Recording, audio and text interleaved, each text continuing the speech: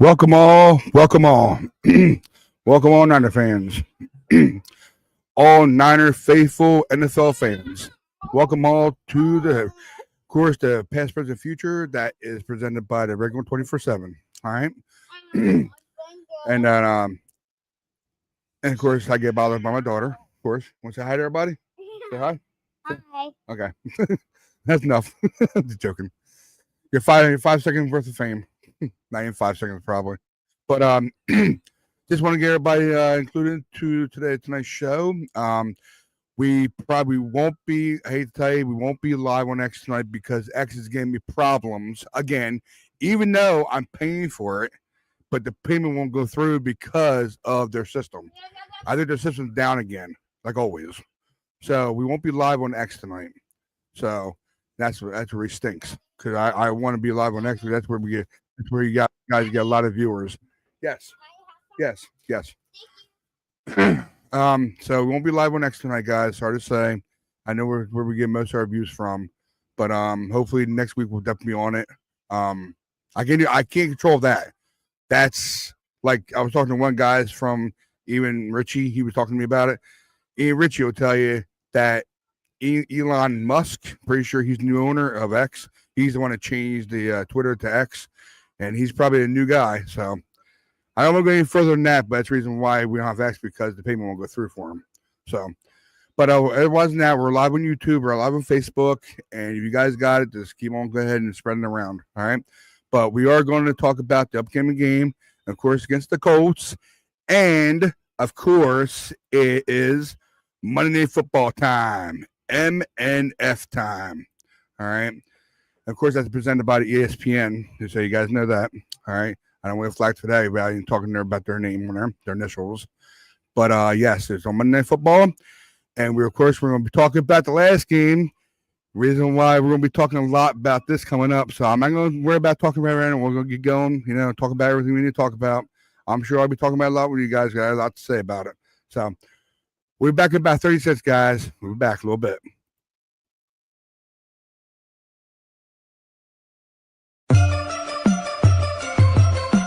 Ready, go, ready, go, ready, go, ready, go. Ready, go, ready, go, ready, go, ready, go.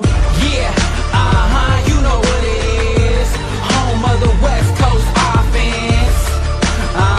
Frisco to Stockton, Modesto to Fresno, we get it poppin'. Reppin' my team, when you see me, you know everything. Ready, go, ready, go, ready, go.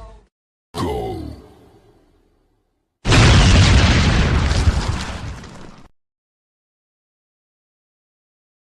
What's going on, Niner fans? We're back, all right? Like I said, past, present, future. That's sponsored by the Regular 24/7. All right, please hit the like, subscribe button, please. It'll help channel out big time. And like I said before the little break, that X won't be alive tonight. Sorry, guys. It's giving a lot of problems. So basically, hopefully next week we'll be live on it. Hopefully X will go through and we'll be all good to go. But tonight, I wanted to get through the numbers before I bring everybody, guys, in here. I know you guys are waiting. Be a little patient for me. And right now, I'm going to go through PFF, all numbers and everything, and everybody knows what's going on.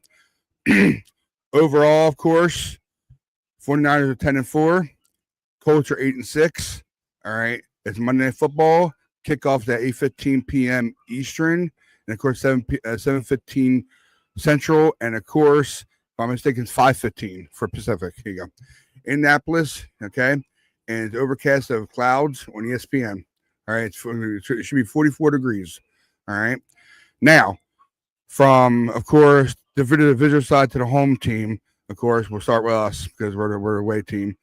Offense, we're 9th in the league in metrics, team metrics size, all right, percentages and numbers, of course. 9th overall on offense. For them, they're 6th. All right. Defense-wise, we're 23rd. All right. The defense for them is 17th. Overall for us, 9th. And they're 18th overall.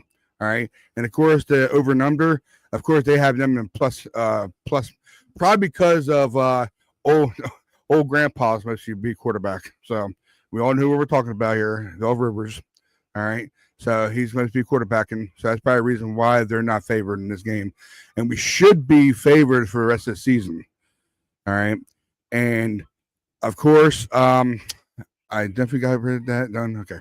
And of course, now since we all know what's going to happen, before I get to the injury report real quick, I got to refresh this, make sure it goes through. Sorry, guys. Yeah, it didn't refresh itself even. I was hoping I get today's, but it won't let me have it. So, yeah, it won't let me have it even. Okay, don't worry about it. It's mostly all LPs. Do not practice LPs. There's not one. One full practice. And that's Curtis Work. A lot of did not practice. We didn't expect GMC or Trent practice. So they're DNPs. So, Samo, they have high hopes for Samo and Matos. They're limited practice yesterday, so they have high hopes for them to start this weekend or this Monday night. Okay, so. But I was hoping I get Fridays on here, but I guess it's too late and not too early enough to put up the numbers or anything. Not numbers, the letters up for them and make sure what's going on. But I'm sure the guys will know about their practice today. So, but otherwise than that, we control our own fate. And I'll take the words. And of course, I follow him every day. I watch him every day. Mr. David Labardi. Okay. Great announce, guys. You guys know who he is. He has a lot. He has thousands of subscribers and followers. The football gods are looking down at us and smiling. That means we have a clear path to the playoffs. We have to win every game, starting this Monday night. Then Sunday night after that against Chicago Bears. And then wherever it's that last game against Seahawks, if it is, it will be for the division and number one seed. All right. I'm sure you guys will talk about everything else, but for that fact, I did all the report. I know they didn't put nothing else out, so I'm gonna bring you guys in, get all started. Let's go. That guy wasn't on mute this time. Matt man, come on in here. Josh man, come on in here. And Happy Richard, Friday. I'm sorry, Happy guys. Friday, gentlemen. Buenas noches from the Dominican Republic, guys. What's up, faithful? All right. So we got Sorry, we got a game preview to do. I mean, shoot. We got everything looking our way. I know that I've seen a lot of, content saying the 49ers aren't good enough. The Rams are still, even if they don't win the division, they're still going to beat us in the playoffs, whatever. I would like to say no. And not just no, but hell no. Oh, I've seen we get Tatum Bethune back this week. We get Sam O back this week. Yours. Come on in here. So we get a bunch of guys back this week. The football gods are in our favor. And I just think I don't care how he looks. I don't care whatever. We get into Old Man Rivers this week. We're gonna put him in the way, that's for sure. We're gonna put him in the blender. We're gonna get some sacks. We're gonna get some picks, and we're gonna beat the Colts 38-20. Oh, 2 touchdown lead. I like that. 2 touchdown lead. That's a little. I gotta admit, that's a bit optimistic. Phillip Rivers is not my concern this week. Jonathan Taylor is, and considering what Tony Pollard did last Sunday, I have a feeling we're gonna have a real hard time stopping him. So, I think they win. But Jonathan Taylor is gonna make life very hard on us. Yeah, I agree with you there. I think it's going to be one of those deals where they actually edge us on time of possession, and we probably still can win the game because we can score quick. I don't think they'll be able to, but we're going to struggle stopping a run because Taylor is arguably one of the best backs in the league, and we couldn't stop anything last week. He's 5 times better than Pollard, and we couldn't stop Pollard at all last week. So, yeah, we just got to score quick. Yep, and take care of the ball. My main concern is their defense. They have a very good defense, and I think that if they can, if Parasol's not 100% and we just got Jennings out there running around, we might have a hard time throwing the ball. So it's going to be a low-scoring, heavy run game, and Jonathan Taylor is going to he's going to put it on our defense for a minute, at least to start before we can make some adjustments. Both their And- corners are going to be out, though, man. Both their corners are going to be out. I think Kittle can eat. Kittle can eat. Kittle for sure, but I don't want to underestimate their depth, especially considering how much our depth has pulled through for us. It's fair. No, that's definitely fair. But I feel like that's where we're going to be able to do something is by hitting at those corners.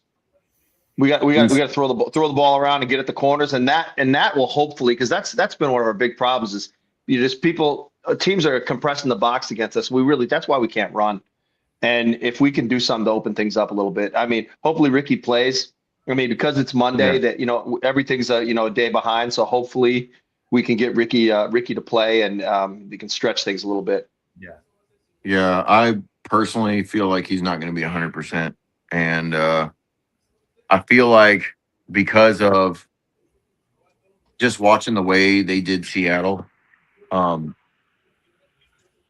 the way Seattle played against the Rams, and I know a division game is different, but usually a division game isn't 38 points, 37 points. When it's a tight game, it's usually pretty low scoring, and for Darnold turning into a pumpkin like he always does against the Colts just isn't a testament to their defense. And I know they, like you said, they did lose 2 corners. I just feel like they're a very well coached team, and I think that they're going to be ready for us, and we better be ready for them. I agree. Steichen has done a great job with that team since he's become the coach there. I mean, he really has. The things that we have that are possible, I think there are definitely chances for picks in this game because of Old Man Rivers not being able to throw the ball. That I think is going to be, this is a chance for Tig to do something as far as that goes. Bernardo Green. Yeah, I mean, Green's neck's messed up. His neck's messed up. Yeah, I don't feel like corners are going to be very effective. I think it's going to be short, it's going to be quick release, short passes. They're going to snap the ball and get the ball out in like 3 seconds. Yeah, quicker than that, maybe. Brown and Mustafa have got to step up. Like I think, I think they're going to try stout. Yeah, and I think they're going to try to slant. I think they're going to try to quick slant us because that's probably all Rivers. They're going to go after our linebacking core because that's our weak spot, in my opinion, right now. Well, it depends on if Bethune plays. Yeah. If I think Bethune's going to play for him and Samo. or if Kendricks can play. Who knows? I mean, I saw Kendricks running around in practice this week. Doesn't mean he can play. Both of them, their first game back though. Yep. But I mean, you can look at it 2 ways. You can say, hey, he hasn't been out there, but you can also say he's got fresh legs. True. So there's the, and I like Kendrick's experience. I mean, I'm tired of seeing anybody out there that's not Bethune right now. I mean, middle linebacker. I am excited about Kendricks because I think we could slide. Hey, those 2 guys in D Winters, I have no problem with it. Yeah. I'll tell you right now, if Kendricks plays and Bethune's playing, D might sit. They might pull D and sit him. He could sit if Kendricks plays. Yeah, that's who's going to sit. That's who's going to be out is D Winters, or you rotate him to keep him fresh. Yeah, because Kendrick, because he hasn't played, he could get gassed pretty quick, not being in football shape. So, that might be the opportunity right there as well. I feel like those 3 are our best linebackers, though. Yeah, and to use that experience, man, use that 13 years of experience. Yeah. Oh yeah, for sure. They're probably those are our 3 best linebackers, not named Fred Warner. Kendricks and Bethune. Yeah, on their first week. I just don't want to see Robinson out there anymore. I don't want to see anybody that's not those. You don't guys. like Robinson? He's okay. He's a good person. I think Robinson is better than DFF, and I think he's still just learning. Because remember, he was gonna be a key part for us last year, but then he got hurt, and was out for the year. So yeah, I think he's not. We are horrible with him out there. We're just not good. Can't tackle. He can't cover anybody. We can't cover anybody. It's good plays last week. Yeah, but that gets the Titans. That's not. Yeah. Really now, well, I mean, you say that, but tight ends are our best option right now on our side. Yeah, but no, they just no. All right, all right, all right. He's he's the fifth option out of four guys. Sorry. I think our key players are going to be, honestly, for our defense, are going to be Keon White and just basically all four of those guys up The front. second, I mean, the guys in the secondary have to step up, like specifically Brown and Mustafa.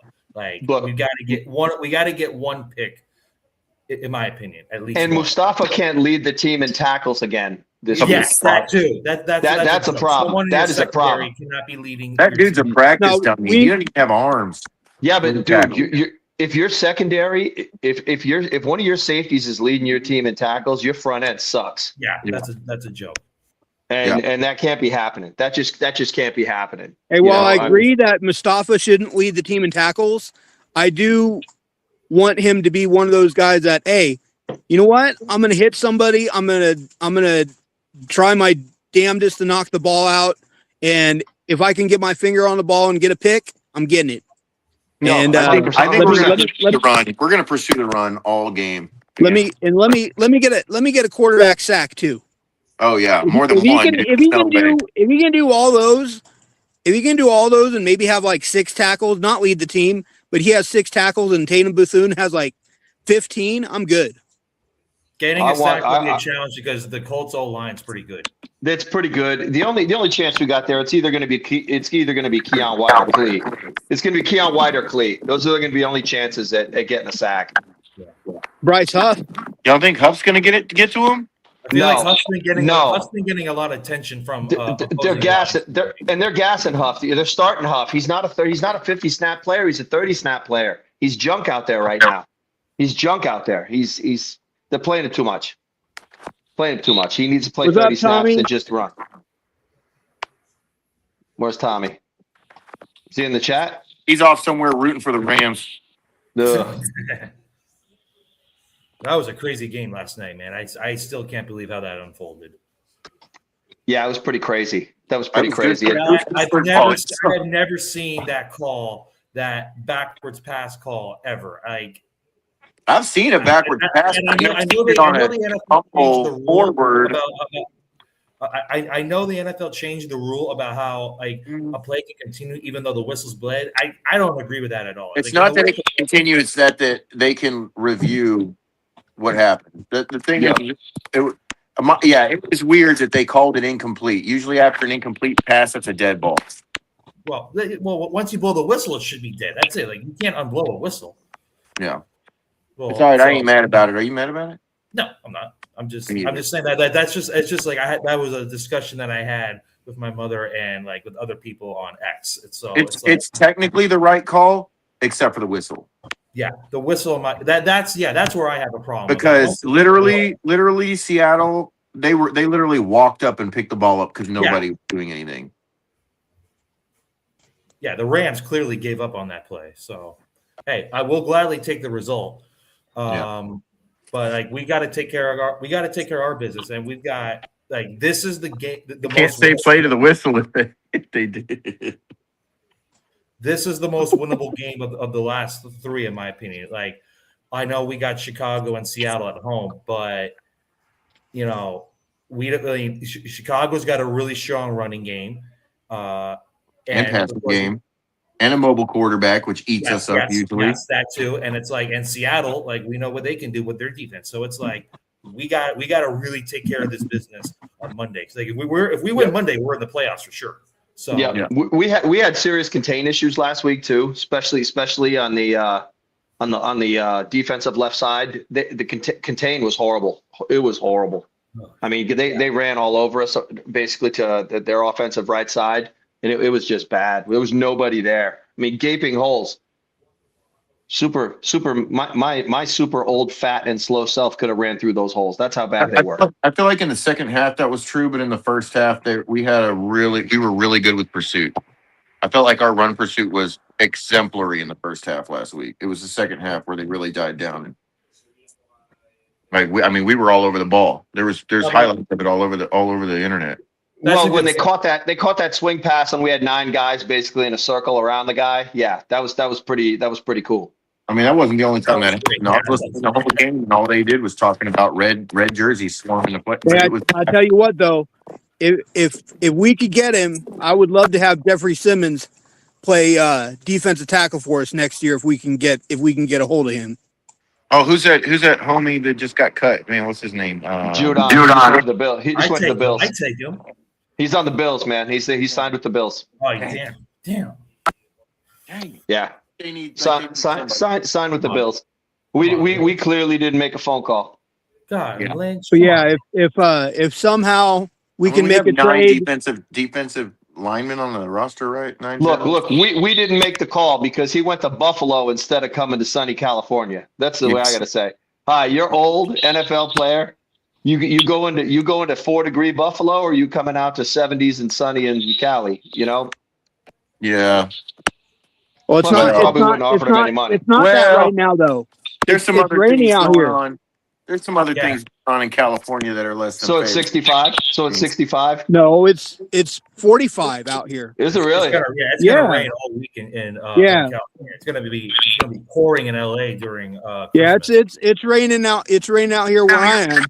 Man, It was 50. It was 56 in Connecticut today and raining. Well, it's like It's all 45. right, hey. It's 45, 44 right now. Hey, And- he and went raining. to the second best fan base in the NFL. Second best. No, but whatever. We didn't make a call. I know it's frustrating. We could use all the help we can get. Yeah, I think we could honestly use a receiver, not a D That's line. true. Well, no, because we actually have receivers. We just our team, yeah, that's true. just doesn't call them up and play them. So Yeah, we got 2, 4, 3 guys that just are hanging out on the bench. So yeah. I'm sorry, no, they're I not think even the I bench. think Bourne. They can't even I suit think up. Bourne has some targets this week. If Ricky can't go full, I think Bourne, like Kittle will get a majority. Him and McCaffrey, Jennings, because the way we're not getting the run going. dude, You Juwan have to Jennings get is him- Brock Purdy's security blanket on the wide receiving core right now. Yeah, but KB's 1 yard away from getting $500,000. So hopefully get they it. at least scheme him open and get him a pass so he can get He'll his get it. $500,000. I feel like this is a game where we may need some catches from both Tonjes and Farrell. Yeah, maybe Tonjes Yeah. for sure. I would love to have Kittle and Tonjes out there at the same time. I don't understand. I don't understand how Tonjes is Farrell better even than our gets wide the field. receivers. Makes me Tonjes is better than our wide receivers. Yeah, Yeah, for real. he'll go snatch the ball. We've seen him do it against Seattle. Yeah, To have a rookie tight end that already plays like Kittle. I mean, not obviously not at that level because he's not good enough to start. And he has to, like Kyle says, if you're a rookie, you have to be better than the guy that's ahead of you, and he's not better than Kittle. No, but you'd have to sit Juice to play Tonjes. That's your problem. Yeah, That's exactly. the problem. Is you're going to have to go Farrell. from 21 personnel to 12, and play Tonjes and Kittle out there at the same time and sit Juice. That's the problem. Juice is too good of a ball handler, man. That dude's toe tapping it on the sideline for us. He can catch the ball when nobody's looking at him. He might not be the fastest. He might be getting old, but How many touchdowns does Juice have this year? He doesn't need them. Tonjes has got 4. Just saying. Yeah. And he hasn't played in 5 weeks. No. Juice has so- one touchdown. He has 21 catches for like almost 200 yards. Yep. Tonjes got 4 They use touchdowns him. and he hasn't played in 5 weeks. Yeah, but 4 touchdowns and 5 targets? Yeah, that's what I'm saying. He's awesome and he should be playing more. I mean, That's my point. That's my point.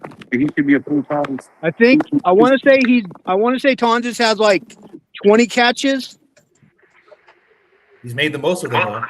He's made the most of them, and he's like I said, he hasn't caught a pass in like 5 weeks, or maybe he's got 1, and he's still like 3rd or 4th on the team in touchdowns. Think about that. That's the part that that makes you mad. Is you're like, here's the guy that I mean, our red zone offense has been really good this year, whereas last year it was terrible.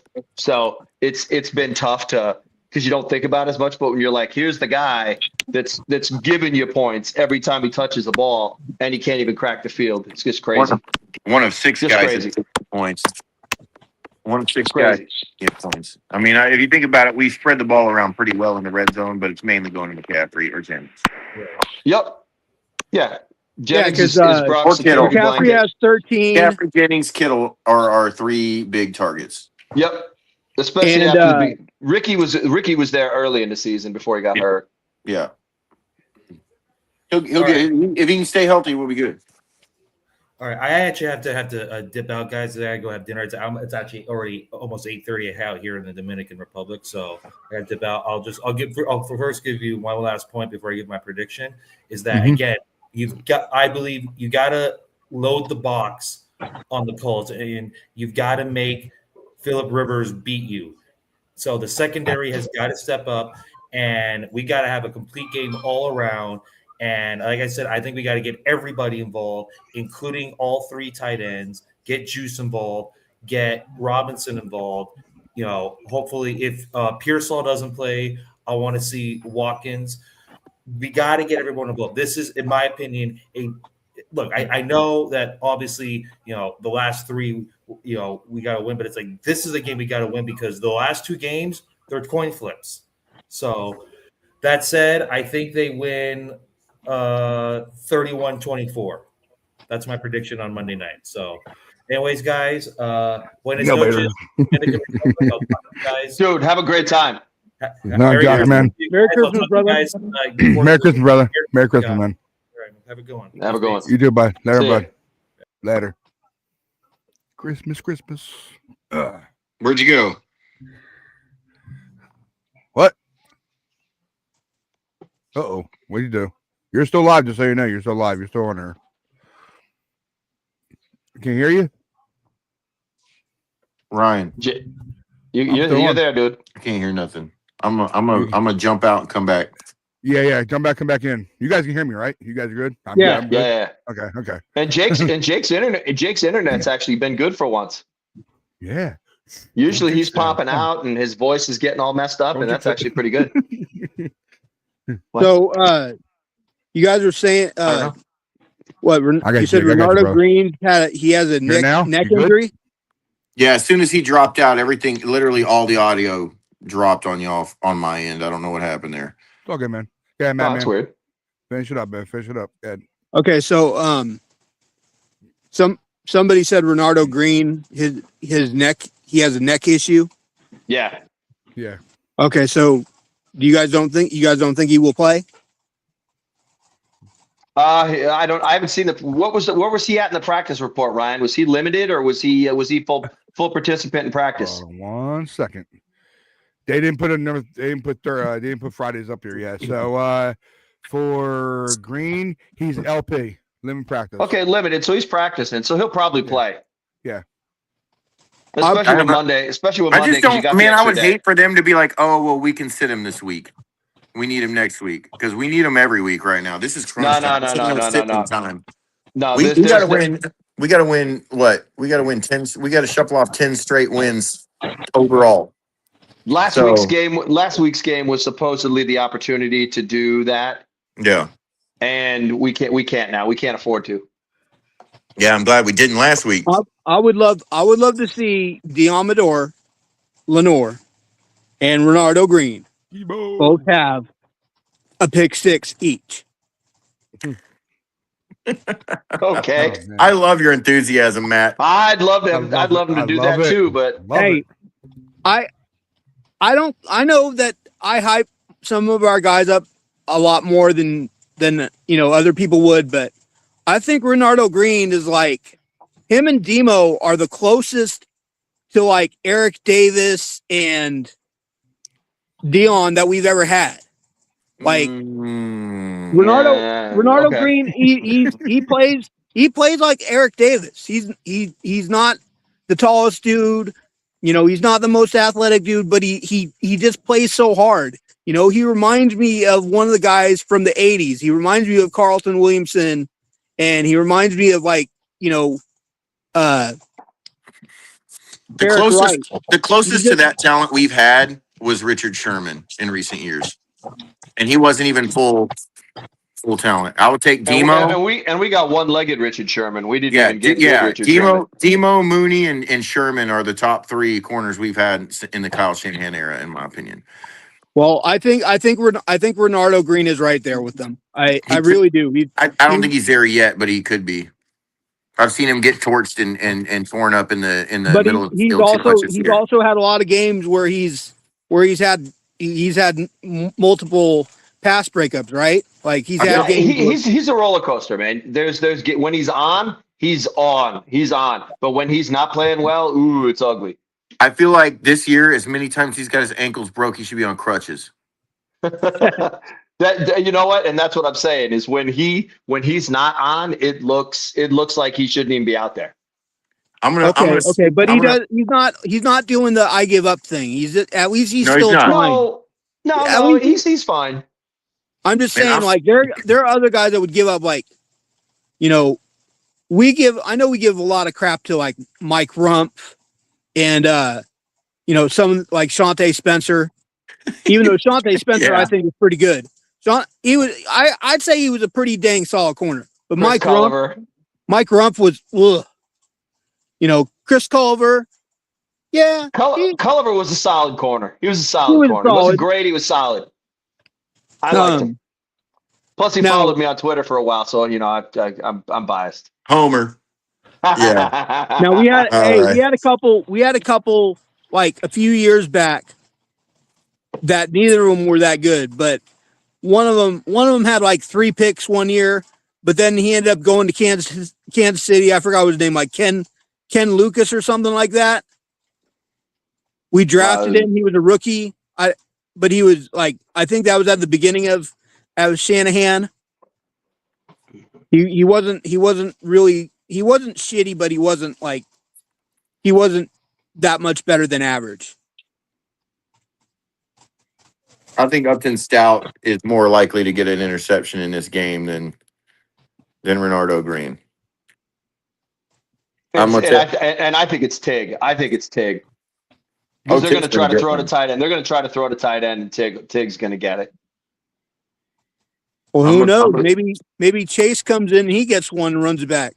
Yeah, maybe. Someone's got to get hurt for Chase to come in the game. I don't think I'm talking just interceptions. I'm not going to put it on a pick 6, but I think we're going to get a special teams run back though against these Colts. We're going to get a kickoff or a punt return the way this week. I think their punt return or punt defense unit is terrible. Yeah. Well, and that's why I think also that we could be one of those things where they could run all over us, and we could still have low time of possession and still win this game because Sky Moore's going to give us good field position and opportunities to score. Yep. Sky is the limit, dog. Sky is the limit. I'm coining that phrase for Sky Moore. We're gonna make some T-shirts. Hey, there's a song called "Sky Is the Limit" by what the heck is that? Tony Tone. So you can throw that on there too. Yeah, let's make a video. Sky is the limit. Let's go. all we need is some pastel colored suits and, you know, some dance moves. And, and an extra Y. Yeah. Get the t-shirts with the red and gold 24/7 logo on them. I got us, man, I'm gonna tell you right now, I got us good defensive game, low scoring, a lot of running. See, and we play so much zone, but I would love to see them play. I would love to see them play press on the outside. They're going to have to tighten it up, dude. Those short passes that Rivers is going to be running all night, I do not want him having a career return game against us. That's because why he shook the cobwebs off last week, man. That's why I'd love to see us play too high with the safeties, crunch them down a little bit, and play and basically just play quarters. Crunch down the two corners. And then and play too high and just go for it, because you just basically tell Rivers you're not throwing over the top. Phillip Rivers went home. He had like 40 kids walking on his back. He recovered over the weekend. His 40 kids. Yeah. 40 kids walking on his back over the weekend. Just he's back in the saddle. He had his whole week to prepare. He's got a second week and an extra day now to rest and prepare for this game.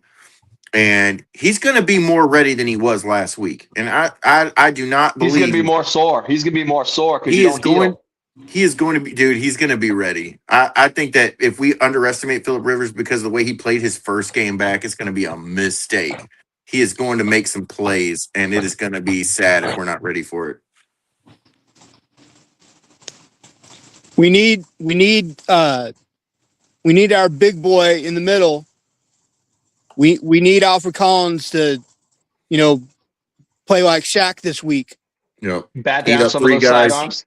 Bat down those sidearm Phillip Rivers flicks. Yeah. Get some swats. SWAT team, baby. Yeah. But I'm gonna say, man, I'm gonna go 24-17. 24-17.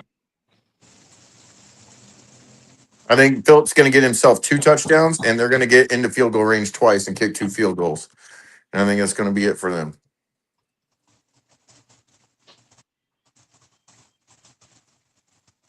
Yeah, I think it's going to either be 27 or 31-17 Niners. I think we're going to be able to throw all over them. That's the outside. I think this might actually be a game where Juice actually does some stuff on wheel routes too. I think this would be the opportunity to, with no corners out there, you can just run them off with your receivers. Yeah, and sneak Juice in on a wheel route behind him or a Texas route on that up in the just right before the right behind the linebacker, right in front of the safeties is where I think there might be some chance there. I think Kittle has 8 or 9 catches. Yeah. I think McCaffrey has 8 or 9 catches, and I think Juice. I want to see a straight pass up the middle in the red zone to Juice. A little shovel pass action. He reaches back like this, good, and gets the ball and scores a touchdown. That's what I want to see. Right up the middle. Our line doesn't block good enough for that to happen. Man, I know, but I want to see it. No, I get you. And we don't know. Look, Burford got hurt last week. He practiced the last couple weeks.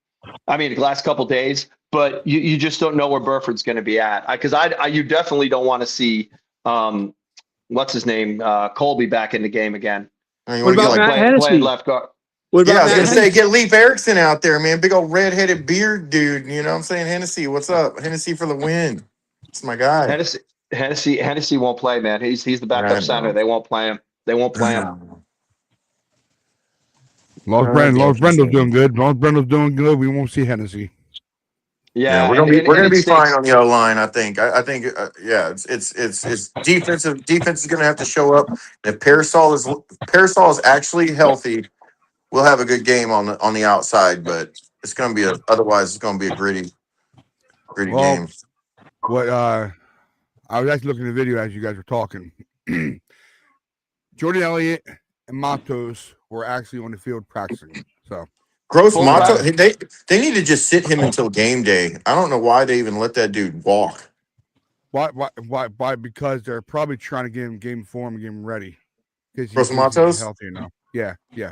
Matos. So, I didn't think we'd see him all season. He came in for one play? Yeah, but he needs to be on the D4 practice plan where basically you just show up on Sunday and play and see you next Sunday. Yeah. Yeah, make sure you jog a little bit. Walk the dog when you get out of bed in the morning. Stretch. Like Matt Man said. That's right. Stretch. You gotta stretch your body. I'm honestly just I'm astonished that they're even thinking about playing him. You can't hear them. They're talking. Well, you're paying him. Might as well. Yeah, might as well. But just so it sounds to me like Jordan Elliott's going to play, which is good news. Yeah, because he's ready. You got to see how bad we were without him. Last week. Good. He's pretty dang good for a not starter. Look, he and Kalia Davis have held it down this year. So, like it or not, say what you want about them. They have held it down and played well. And we got to see how bad this D looked without Elliott in there. His side was where the problem was most of the game last week. For sure. Guys, my phone's going to die. You know, it All right, man. it also Yeah, Jake, man, you good? how much All right, we man. really Niners. need Who's that, Fred brother? Warner and A new video Merry coming. Merry Christmas, brother. Merry Merry Christmas, Christmas to you, man. it also shows how much we need Fred Warner and Nick Bosa and another guy, Michael Williams. Michael, everybody got to realize how good Michael was now that he's gone. It's crazy. Our run defense is much worse without him out there. Oh, He was yeah. occupying guys and they couldn't push him around. He I was love guys. getting Aaron Donald treatment. I as a love rookie. guys that hold their spot. He holds their spot. You could not push him around, And which he's that's He's great. still technically undersized. Yeah.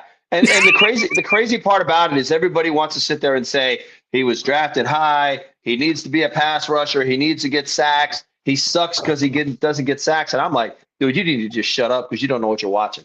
You do not know what you're watching because this guy has done nothing but tear it up and do things that, frankly, I didn't even think he was going to do this year at 20 years old. I mean, he's holding his spot. That's all you could ask for him. Hold your spot, play well, and get in there. And if it wasn't for the knee is just completely unfortunate because hope it doesn't set him back longer than sometime middle of next year. Because man, you get better by playing, and that guy needs to play. He just needs to play. All right, guys. I may not say much because I'm gonna be driving, but I'll be good, there. man. Okay. It's all good, Okay. man. It's all good. It's all good. I know you gotta do it. Do it. You're good.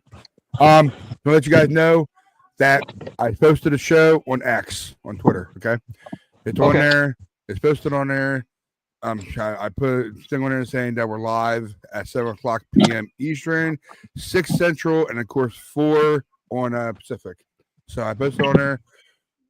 I'm trying to see if I can pay for it while we're on here because I know I can pop it on there once it goes through, but it's not letting me go because they keep on saying error. So. All right. No, that's cool. Matt posted something as well, and I liked and shared it. So Yeah, hopefully that's all that'll right. get some That's all people. Do we have a lot of viewers in here or none? No, never know. Okay. Hate to say it. Okay. But X is our baby right now. X is the baby right now for us. Yeah, I know. what I said was come join us. Mm-hmm. And my buddy Jake Super Beastum, and I just put our names in there. I saw it, Matt. I shared it and reposted it. I mean, the X is the big I'm one. trying to, So you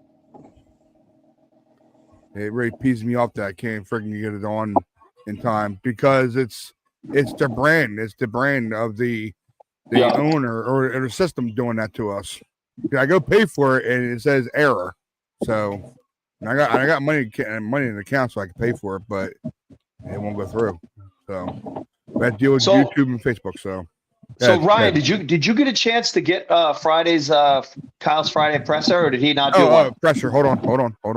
Thank you for reminding me about the pressure. Thank you. No, because I didn't get a chance to hear it. I got all these windows. I didn't get a chance to hear it, so I was curious. I got you. I'm trying to find where I'm at here. Here you go. All right. I got yesterday's presser. Today. What about today? And I got today. He didn't talk unless he didn't talk right now. Unless he's talking later on. He might be doing tomorrow because they're playing Monday. Okay, there we go. Okay. I'm gonna start from yesterday and move on to today. Here you go. This will do it. Here we go. See if I can get this done. Sorry guys, bear with me. Try to get this set up for you guys so you guys can have something to watch for a little bit. Then we'll move on to the week thing and get it going. Boom, boom, boom, boom. Here we go. All right, we're good. All right, we're cool. Here we go. Set up nicely. Sweet. Bang. Sweet. Here we go. All right, injuries for today. Nick Martin still in the protocol. Jordan Elliott, knee won't practice. Burford, knee, ankle won't practice. Ricky Purcell, knee, ankle won't practice. Bethune, ankle limited. Samo, ankle limited. Yetur, hamstring limited. Renardo Green, neck limited. That's it. He's good to go. Oh, he's on practice squad, so we don't have to say, right? So I'll give it to you guys. He's limited too. He is good to go. Yes. Yeah, we'll practice. Look at towards the end of the game that Jennings took a shot and came off kind of slow. There was no rib injury or anything. I know it hurt him there because he missed a couple plays later for it, but no, he checked out good this week, and he's not on here. Thanks to all the people asking questions. Thank you. Yes, there is a chance. He's doing a lot better today than he was on Monday, and the extra day will help, so he's got a shot. McCaffrey has a chance to break Roger Craig's single-season record from the running back.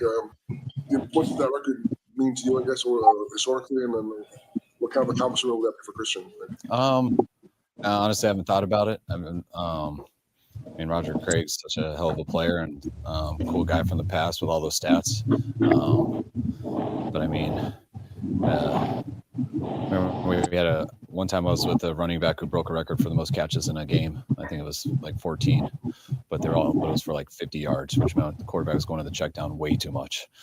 So felt differently there. I don't feel that way necessarily with Christian. He's had some big plays as number one down the field. He's also has some huge checkdowns. He's also takes the ball a ton as a runner. So it's been an unbelievable year for Christian so far. So it's cool to get any records that he has to go with it. From Philip when you turn on the tape? I see Grant Cohn. I mean, he is a little bit older, so might not quite be as fast. Might not quite be able to throw it the same distance that he used to, but you don't know that for sure because you don't get to see it exactly on tape. But I see a guy who knows how to play the position as good as anyone. I think he had 27 throws in that game, and every ball goes to the exact right spot. He attacked their coverage is great. He played against a very good pass rush and was able to get rid of the ball. He's one of the best quarterbacks I've ever watched, and he definitely helped that team. You mentioned that he was on some of those Zoom meetings, I think, in 2022. What was that like? How often was he on a meeting, and was he just kind of lurking in the background? Yeah, he was just, it wasn't, I mean, I didn't talk to him that much just at the beginning and would check in with him for a couple months and then towards the end, but he was just staying with it just in case it was needed and in case something changed. And he was always in there, but no one really knew. So it was, as you said, lurking in the background, but he was always ready if the moment happened. And the moment didn't happen till the NFC Championship, but we didn't win. So never came to fruition. You're coaching a game, and someone like Christian's like on the verge of maybe doing 1,000 again. Do you even hear about that stuff? Does somebody feed you information if it's getting one of them milestones are getting close, or do you not even want to hear it? No, people have fed it to me in the past, and I didn't react that well, so they're hesitant to feed it to me. If the game was out of hand or something, I'd love to know something like that, like to help someone out or something. But you don't know that really. Like I know it. I'm prepared for questions and stuff, but when you chase things like that, I've learned the hard way and been a part of people who've learned the hard way doing that, and you hope it comes naturally. But if there's ever a time that you're going to help someone, whether it's get a bonus, a record, or anything like that, that's something we always want to do. I know KB's 1 yard away from his bonus, but the fact that he spun on that screen at the last deal of the game, I said it's on him, but we should be able to get one more. And that's it. Everyone has. What back in 2022 was Philip only coming here if he was starting? Yes. Yeah. Like, did you want him to come here as a backup so that he potentially could have been available if Brock got injured in game? Yes, but I don't think it was like that. I mean, he wasn't, just like I'm sure it wasn't with Indy. I mean, I don't know what happened with Indy, but I mean, he was enjoying life with the son and doing those things, still working out. And when we lost two of our guys and we had one left, that was when the talks became real. Josh Johnson came and got used to being our backup and stuff, so we were all right in the backup role. But he was always working and planning for the opportunity if he needed to start. The NFL, the quarterback position, where a 44-year-old with diminishing physical skills can have more success than a 22-year-old with all the physical skills in the world? Because when you go against defenses, like it's very rare. Great question by Grant. Seattle last week. You're not going to run away from something like that. You don't out athletic ever a really good defense, very rarely, or you have to be, so on the level like someone like Vic or Lamar or something like that, just to athletically run away from teams. You got to be able to get rid of the ball, and to be able to get rid of the ball is It's a unique talent that doesn't just some people have it and some people don't. Whether it's vision, whether it's arm throwing angles, whether it's mental processing, like whether it's just your feel and clear mind in the pocket. But when things are moving fast at an elite level, athletically, it's really hard to get away from those guys. It's about getting rid of the ball and letting someone else do it. I'm a little concerned with the run defense right now. It hasn't been good enough. We know we need to do better, especially with the challenge coming up this week with such a great running team. I can sit here and make excuses for stats and things like that, but it hasn't been good enough. So we work on it schematically. We work on it individually with players and stuff like that, and hope we can have a better showing this weekend. It's Taylor in that run game. One, they have a great O-line. They have, to me, as good of a group of receivers as far as they have all the elements of, they all have size to block, they have speed, and they all have very good hands. Their tight end's very good, so they're very good around them. And then you just look at the back. You got a 4-3 back who has the weight to run people over, who can break tackles. And he's been doing it for a long time. So anytime you have a natural running back who gets to the right holes and has great vision, but also has elite talent with a great supporting cast around him and a very good scheme. Shane's always done a real good job in the run game and pass game. So they got all of it going. Melissa, will be watching the Thursday night game tonight? Not much at all. It's Wednesday to us, and Wednesday would be really tough for me to watch TV until when the game's over. So we won't see much of it. Coach, with the win and you're in scenario, early in the season, I had asked questions and there were always hypotheticals. There are no more hypotheticals. You guys win, you're in. With all the injuries you've had to overcome, what does this opportunity mean to you and the team? Getting in the playoffs was our first goal. So we have an opportunity this week to do it. And if we don't, we'll have an opportunity next 2 weeks also. But it's, when you look at that, all the things that are up in there and the things that can change, we also have an opportunity not get in the playoffs by not handling our business in any of these 3 games. So, and I talked to the team the first time this morning in a couple of days, and the only thing we talked about was the Colts. What does Rumo's defense look like if we're watching on film? Very good. Larry Kruger. It definitely, very, we'll probably get Buck back this week, but you can see why their team was rolling. I know it was tough for them losing Sauce, losing Mooney, and losing Buck. You lose 3 of your best players. It is tough to keep at the level they were playing, which takes their numbers down and stuff to a degree. But when you turn on the tape, I think it's one of the best defenses we've seen in this league this year. They're, I think, number 1 versus the run, at least in yards per carry. They stopped that very well. Lewis always had very good zone defenses and mixes it up with pressure and you half of the time. So he puts a lot of pressure on you in the pass game. They stop the run game, and that usually leads to turnovers and stuff. So and I know they're going to get some guys back this week, but regardless, I see one of the best teams we've seen on tape. Buckner, just you guys, he was here in the first couple of years and what you established. Is he still playing? Before the injury, was he still playing? Yeah, Buck looks like the same guy to me. Buck was huge for us. Such a stud of a person when we got here. He was a dude who just did things the right way. Just to me, naturally, that must come from how he was raised coming out of college, whatever it was. But he did things the right way from day one. Such a good talent. One of the main reasons we had such a good started with him on the D-line in 19. And was very grateful for my time here with Buck. Seen Nick Martin running on a side field last week or so. Has he reached a stage in that protocol that he just can't get past? Is he still exhibiting symptoms of the concussion? Yes, that's why he's in the protocol. I don't get too much in the details of the protocol, but there's so many things. You can feel normal and everything, and if you have one deal of a headache or standing up and you get dizzy, or I'm not getting into particulars with him, but light could hurt you randomly one time, and once that happens, and then it's a step back. So it's really nice that we're completely taken out of it. But the protocols and stuff that those guys go through are pretty intense, and you got to clear in every way. Got more. Question. It seems quite clear. We don't know exactly all about it, but it seems clear that he played a role in getting it to this point. Do you look back at it personally or just organizationally? Since the time he signed that extension, have any regrets? Like, maybe we could have done this or done that or handled this better? Didn't get to hang out around Ayuk much since he tore his ACL in week 7, I think, versus Kansas City. So he's been trying to get him back to our team really since then, and haven't been able to pull that off. So haven't totally had the opportunity to get him part of our team. He's been extremely distant since he got hurt, and was hoping it would happen once he got healthy, but never happened. I don't look at anything right now, but our football team, playing the Colts, what we have going now, not stuff that I haven't thought about since July. What was that period where he was on the field for training camp and before games? It looked like he was wanting to be here, but was there more going on behind the scenes that we didn't understand? I think, obviously. What have you seen from guys like Gifford and Neal on special teams this year? I think they've been awesome for us. Studs, both of them.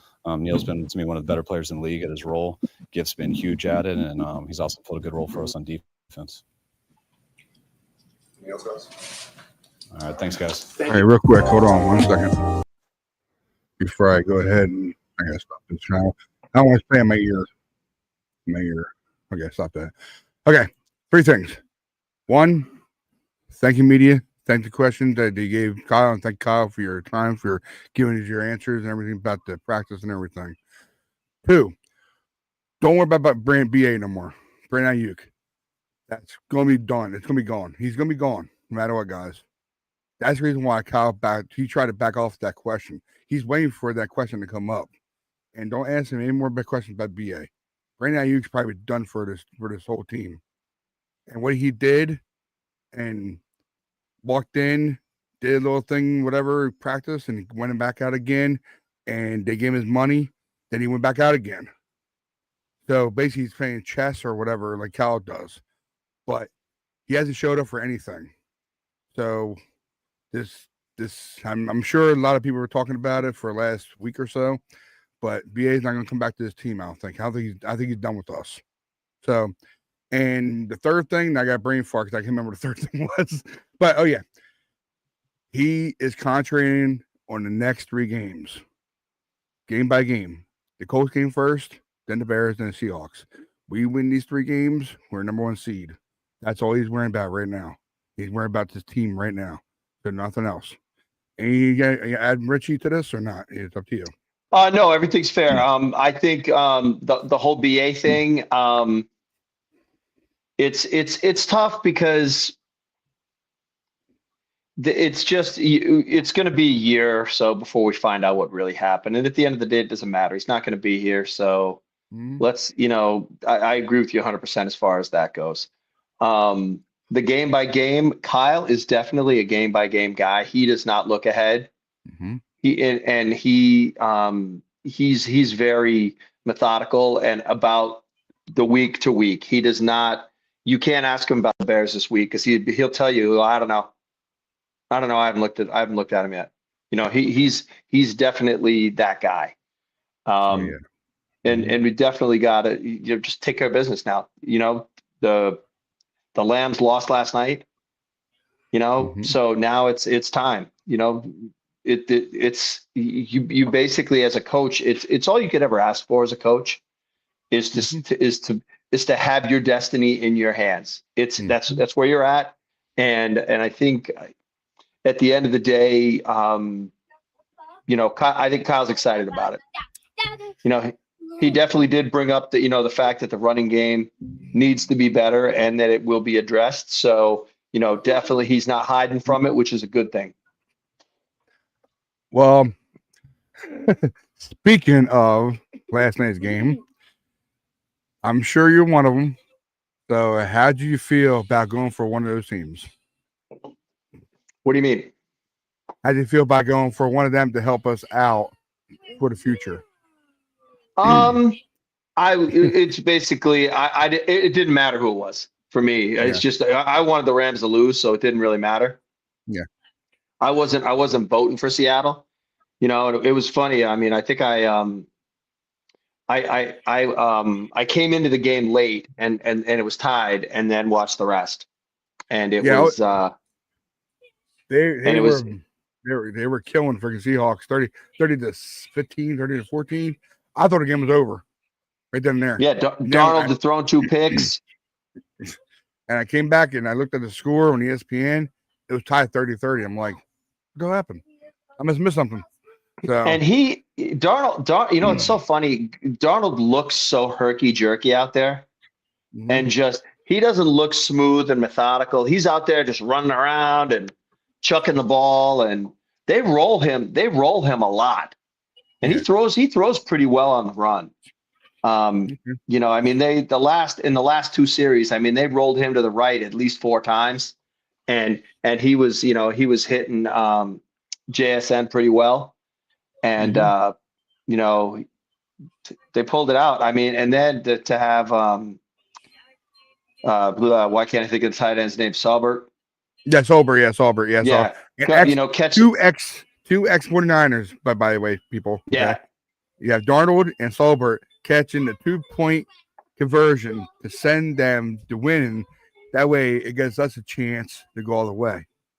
That play call on that 2-point conversion was brilliant. That was a brilliant play call. They stacked the 2 other tight ends all the way over on the right, and then rolled and had Saubert just leak off from the left side down. That was such a good play call, because I was sitting there like going, this is crazy. Why not just tie the game? And they went for it. And man, McDonald, you gotta give it to him. You know, hey, here's to you, McDonald. Great game. I was watching the game, and I told myself, did they come back to tie this baby up? And they scored it. They had Rams going to score a touchdown. They come back scored this game. I guarantee you, they will go for that win. Too big a version. They will. Yep. I know they will. There's no way that McDonald is going to. That's McDonald, right? Am I right? McDonald. Yeah. When Puka scored that touchdown, I thought the game was over. Me too. Because I didn't think that he would actually go for the two throws to Nigma. That's his name, Nigma. I didn't think he actually caught 2 outside throws. They're beautiful too. Beautiful throws. Oh, you're talking about the Seattle ones to Smith and Jigba. Okay, yeah. The 2 big throws. Just say JSN. JSN, okay. JSN, the 2 throws that he threw to him, tippy-toeing at outside of bounds, was beautiful. They were beautiful catches. I admit that. I'm not a Seattle fan. I'm only a Seattle fan because the one guy we have, of course, Eddie Taylor, that's in our chat. So he's a big, huge Seattle fan. So they lost one of their corners though. I can't remember his name. Number 3, I think. Number 3 went out late, and he didn't come back in. They walked him to the locker room, so that could be a potential problem for Seattle. And when they scored that touchdown, I was like, I'm guaranteed they're going for 2. They're not going for 1. They don't want. If they tie this baby up, Matt Stafford, who knows what he could do? He would throw it down and try to get a field goal to win it. And I knew for a fact they're going for 2 big conversion, and the best play they have for a 2 big conversion. And when he threw that ball, I was hoping he'd be caught. When he threw that ball over the middle, it was perfect. Sober, right over the middle. I couldn't believe it. He caught that ball. I didn't throw. I jumped high as I did. But there was nobody on him, though. That's the thing. That's why that play call was so brilliant, is there was no one there covering him. So however they schemed him open, because it was funny, because I was watching it. I like watching, when you're watching any games on Amazon, is you have to watch it in Prime View. Prime Vision. Yep. Watch it in Prime Vision. So you can see the all 22. So you can see the all 22 instead of the side to side. It's so much funner to watch. Plus, if you haven't watched it, when you see them, the patterns actually come out on the thing. They've got the highlights on the guys. It's pretty great, and it's a fun way to watch it, because it makes it, you're watching the game the way Madden plays. That's the fun part about that, and you're basically getting an all 22 look at it too, which is pretty great. Yeah, I mean, when you caught the ball, I saw Brad like the 49ers doing it, and I couldn't believe it. I was like, wow. Then I just got excited. Everybody in chat started blowing it up. And, I couldn't believe it, because I know in the chat, I know in our chat room, I was like, basically, what are they doing? He's crazy. You know, I was like, that is a gutsy play call. That is just gutsy to just go for it when, you just, kick the extra point and be tied and let the Rams, try to get a stop. Although if they were tied at the end of the game, 49ers would stay at 5th seed, no matter what. Yeah. No matter what. So, but the tie it was cool. Nothing. So, No, I know. And it was timing's only not 3 for minutes. us. There was only 3 minutes left. There was only 3.5 minutes Mhm. left. So I think it was worth it. It was worth it to go for it. Okay. And it was cool. We all got over that. Thank God we have a clear path to the number 1 seed. I know for a fact I caught something earlier on X and I actually took it and I wanted to see if I could show it real quick. I might just show here. I hope it's the right one because I know it's overlay. Yeah, here it is. That must be it. Here you go, guys. Path to number 1 seed coming up. It's coming up starting this Monday night. So that's us right there, baby. Whoever made that up, thank you very much for that. I took it and just pasted it for myself. That's a wonderful picture. So, matter of fact, we're going to move on to more little presses we have. Are you good with that? Yeah. Okay. Let me know if you're not, and move on from you, and I'll just I'll keep going for a little while. I'm good. No, it's still. Okay, good. Got you. And take care of yesterday. This is all yesterday's. There you go. George Kittle. And I know a few other guys are on there too. So, yeah, CMC's in there too. And I think there's only 2 guys on there talking. Okay. All right, here we go. I mean, anytime that you're playing football in December that matters, that's all that really matters. It's really exciting. You have good energy in the locker room. You have a purpose. Like, you're not looking at January going, hey, the season's almost over. You're looking for, hey, how much better can we get going in, to have this opportunity to secure playoff spots. So we're excited about it. I mean, I would say the whole team is more just focused on, hey, how do we beat the Colts? And then whatever happens after that happens after that. Excited to watch what happens tonight. Besides that, it's fun playing football that means something. George, you mentioned a couple times that you feel like this team wouldn't be in this position if it wasn't for Mac Jones, and when you saw what he was able to do, that kind of gave you confidence you could get here. Can you just put into context how hard it is for someone to be in his position to do what he did for 8 weeks, half a season, basically? I mean, incredibly difficult. His first offseason with the team, it's not like he was drafted here, brought up in it. So new offense for him to kind of learn, figure it out. I think it's probably completely different than what he had in New England, what he had in Jacksonville. So I mean, that's just kudos to him. How hard he works, and then just go out and perform. Actually, I mean, like he did 4 of the games without me. He did it without Nick Bosa. He did it without Fred Warner. He just went out there and just played his game, which was really fun to see. He gets the guys going. He did it without Ricky Pearsall. So he did it with all these guys. And just goes out there, throws a good ball, gets the guys on the right page. Our running game was decent then, but just a kudos to him for just being a good player. Was there a moment in that stretch where you were like, oh, we really got something here? I mean, when you go 3-0 to start the season and 2 of the games with your backup quarterback, all right, we won the games we were supposed to win. Let's see what happens when we win a Thursday night game in LA. You're like, all right, let's just stay as healthy as we possibly can get the boys back, and let's just see how many games we can win. You know Rivers at all? Honestly, the only time I've ever talked to him was about 2 months ago. I was walking past our coach Gus's office. He's having me talking to Philip Rivers, so I hopped on the call with him for about 10 minutes. Real nice guy. He says he likes how I run ball, so that was really nice. What are your similar approach to enjoying the game on the field? I know you're not never with him at the same time, so you can't go back and forth. You like the sort of the persona he exudes? Oh, absolutely. I love watching his mic'd up. I love watching his interviews.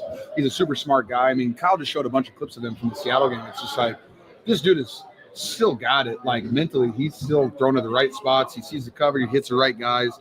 Like, it's really impressive that he took 5 years off, and the only thing he's been doing is kind of throwing with, his kids or however he's doing. I mean, I'm assuming that he's not going out to the field throwing, 40-yard bombs all the time, but it's just really impressive just to see what he did, and I am looking forward to. I don't know if I've ever even played him. Have you heard that he was lurking on some Zoom meetings back in 2022? Yes. Yep. I heard that. I didn't notice it, but it doesn't surprise me. You never know with Kyle. Pretty sure Mike Shanahan's lurking at all times as well. Does DeForest Buckner look the same as he did back when you first played with him? Yes. I mean, Defoe is one of my favorite teammates I ever played with. Just what an inspirational guy to go to work with every single day. And he's 6'9" and just explosive, fast, long arms. He's a freak of nature. Huge fan of Defoe. And then this will be his first game back. So, he's going to be feeling good. He's going to probably want to do really, really good against the 49ers, him and Samson. So, luckily, hopefully he stays on the inside and I don't have to deal with him at all. What's your favorite Defoe memory? I thoroughly enjoyed. He always liked to do stuff outside of football. I would say favorite football play is when he had the fumble recovery for a touchdown against, I think that was Seattle, and ran it back. That was really cool to see him do that.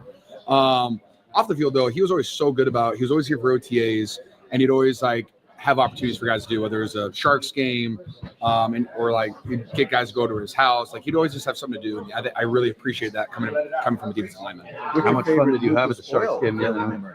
My favorite Lucas Oilfield memory. Scoring a touchdown, first one ever there was pretty fun, or running a 4.52. That was actually pretty exciting for me as well. The combine. How much fun did you have at the Sharks game the other night? I had a great time. Sharks hooked it up, gave us a couple suites for the boys, gave us all jerseys. It was a great time. Never read a lineup before, so that was really fun for me. If I get another shot, I'll add some more juice to it, but I thoroughly enjoyed it. And then we got to hang out with them after the game too. Just a bunch of stallions. Absolutely loved chatting up with them. George, you're playing the schedule you were given, but so much has been made of it the last play schedule, and you haven't played a lot of playoff games. Just because of that, even though you're 2-4, like, do you have questions about? Obviously, you're good. Just how good you are, like just as a team. I mean, after every single week, I keep saying our offense needs to perform at a higher level, and I still believe that today. Like, have we gone against the greatest defenses? I don't know. I mean, I think a couple weeks ago we played a pretty good defense. Like, we're getting good defenses, and I just think our offense needs to continually take steps forward. Because, I mean, if we have a game where we have a couple turnovers and, some 3 and outs, I don't know how long we're going to be playing for. So I just put pressure on our offense to go out there and perform, which I think we're just continually getting better. No punts is pretty good, even though we had 1 turnover. But if we can just stay on the field and our defense forces a turnover or 2, I think we'll have a lot of fun. Speaking of that, what does it say about a team that's gone from one of the most injured in the league to standing here in a win and you're in situation? It's just a kudos to everybody in the building, from the top down. Jed just providing everything for us that we need to be a successful football team. Kyle and John bringing in the right guys. And then just the players showing up to work every single day and guys taking advantage of their opportunities. Like, I don't think, when we signed Kendrick Bourne, I don't think anybody in there was like, hey, he's going to go off for back-to-back games of 150 yards. Probably no one thought that. And, guys stepped up when they needed to. And then guys have been, there's no drama. KB played 3 snaps, really, like the last couple of weeks. And then, but he doesn't complain. He's just there, works hard, inspires the guys, shows them practice every single day. And then when he gets his opportunity, he has 2 good catches for us and helps us stay on the field. So I love KB, and that mindset in this locker room has been huge for us. How badly do you want him to get 1 more yard? Oh, dear.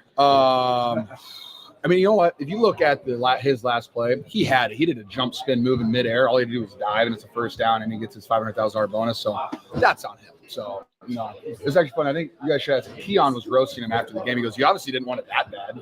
Otherwise, you would have tried to run through a guy." But hey, that's KB. He just likes to make things entertaining. Thanks, guys. Yeah, they're a great defense. They fly around well. They tackle well. Super downhill, physical. It can make you pay in a lot of ways.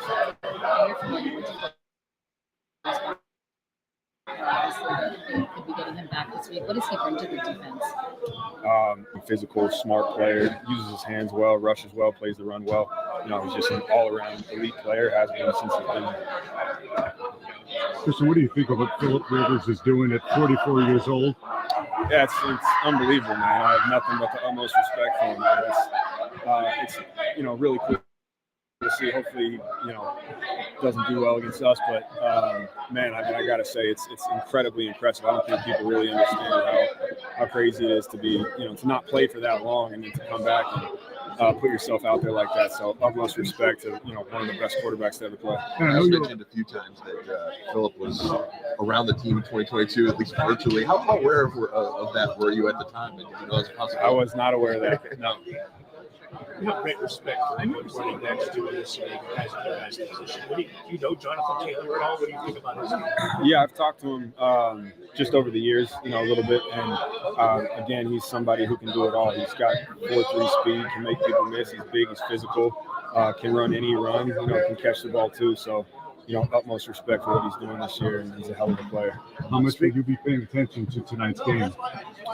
I'll probably throw it on, but we're all eyes on this week. And, again, I think for us, it's just about showing up every game day, ready to execute and doing whatever it takes during the week to get With there. the opportunity of a win in your in, what does it mean to you guys just to be in this position, to have this opportunity this week, Monday night against the Colts? Means a lot. It's a hell of an opportunity. We're extremely excited for it.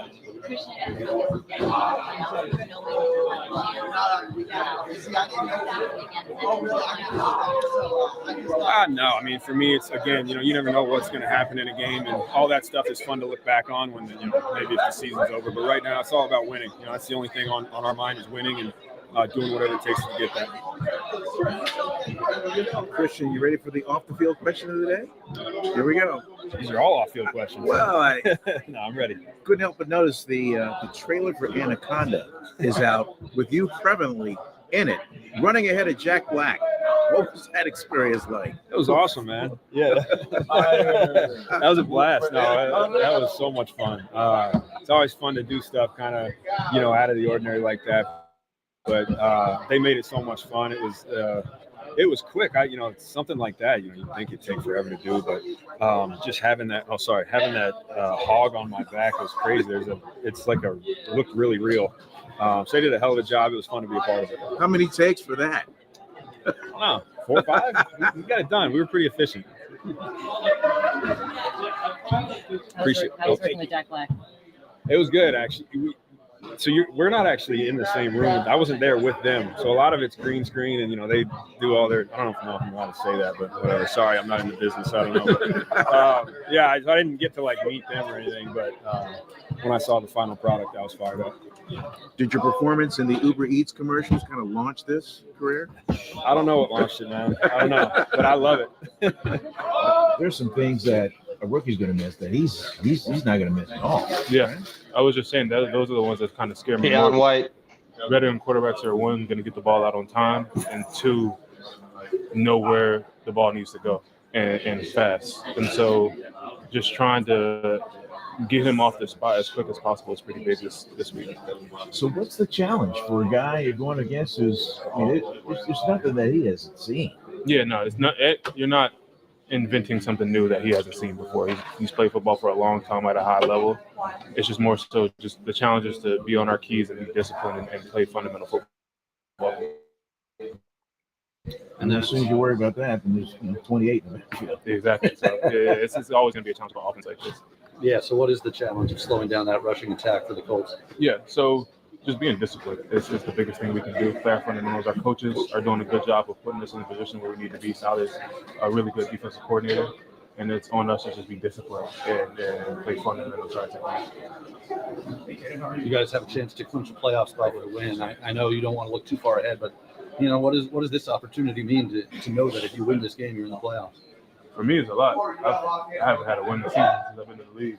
Since I've been in college, really. So it's going to be playing for a little bit something special. But you always want to win every game, and the most important game of the season is the next one. So that's really how I kind of take approach to it. It was like living in a high rent district. I mean, never having won before. Now here you're on a 10-14. I haven't won since high school. That's what I'm saying. I was starting to think it was me, but just playing for something extra for real. Being in the playoffs is nothing like it in the NFL. You see it when you're growing up and everything like that, and then actually almost being there and sniffing it, you kind of have something more to play for, and them as well. So they're trying to still stay around, and we know that. So we know it's going to be a very physical, very aggressive game, especially it being Monday Night Football, and we have to really bring the juice too. Thank you so much. Deion White has been a steal, man. That guy has been a steal. I was about to ask you if you want to bounce off anything. Yeah, I mean, Deion White has been probably he's easily one of the best pickups we've had this offseason, as far as from just a player standpoint. For as far as the trade goes, we gave up nothing, and we got a guy who was a second round pick, wasn't a scheme fit with the Patriots under Vrabel, and he's done nothing but just kick ass and take names since he's been here. I love it. This guy was, and we have him signed for next year, which is something I'm excited about too, is that he isn't just going to be a free agent at the end of the year. We've got an opportunity to have him next year and maybe potentially longer. Maybe he hangs around. Yeah, man. I was happy when we got him. I really am. I like him. Hell yeah, man. Now note on two things. that CMC said that yes, he is in the movie Anaconda. He is in that. All right, smaller role with all it is, smaller role. I'm sure he got his portion of the money for it. But the second thing is that they're not going to worry about games ahead. I'm sure they probably know about the game last night. Okay, they're pulling for one of the teams. If you're going to go pull from no matter what, because if it does, it helps you. So, but now since that game's over, we don't have to worry about no other teams. Pure path for us. We just got to worry about winning one game at a time. That's all it's about. One game at a time. So I agree with that 100%. Like that's what you said before too. I know. So basically, that's great questions, and George Kittle will be George Kittle like always, and how he is. Got one more pressure if you go with it, and then we'll move on to the weekly games. Are you good with that? Okay. Yeah, perfect. Okay, cool. And this is, of course, let me see if before I share it to you guys, I'm gonna share it right exact time I do it. And this is, of course, our future quarterback, Brock Purdy. Boom. Here we go. Watch the game last night? Yes. Yeah. This is what today is. Do you ever tell your run it gets batted down and it goes in the end zone, jump on it, it's 2 points? The thing with us is you go until the whistle blows. So obviously that was crazy, the whole thing. So yeah, I don't know what else to say about that. Definitely, yeah. Okay. Learn your job there. Come on. Push it up. Push it up.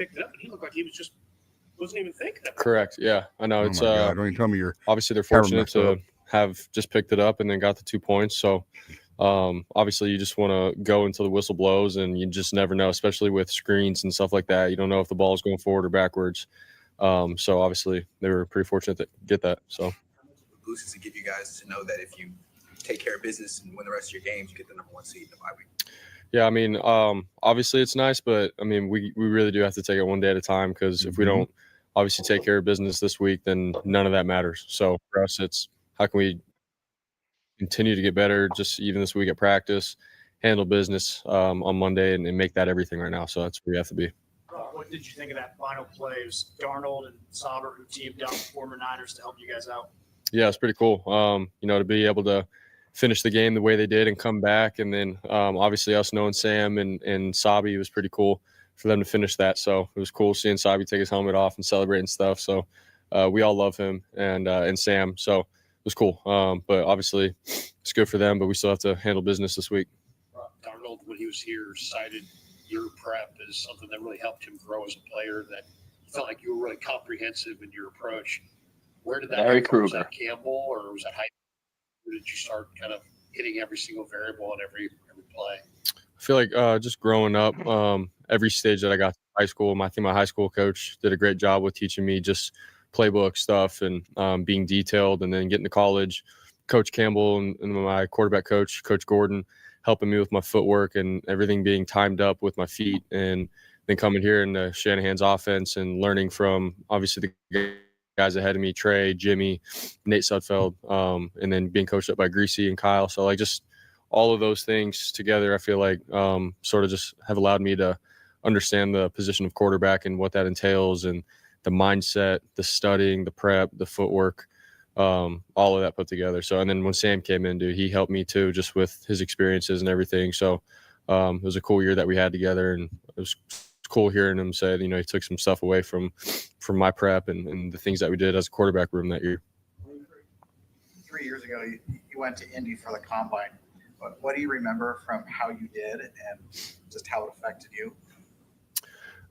Yeah, I'm not a guy that's going to really pop when it comes to the testing and all that kind of stuff. So to me, that was that. But I remember just being in there throwing and stuff and being like, dang, this is pretty cool. Like as a kid growing up, watching the combine and stuff, Lucas Oil Stadium in Indianapolis. And I don't know, I thought it was like just a surreal moment, but more than anything, I just wanted to opt with the NFL team and to go from there. So I'd be able to go back there Monday night, and actually play a game there this time would be really, really cool for me. So just little moments like that, you got to appreciate as you go in your career.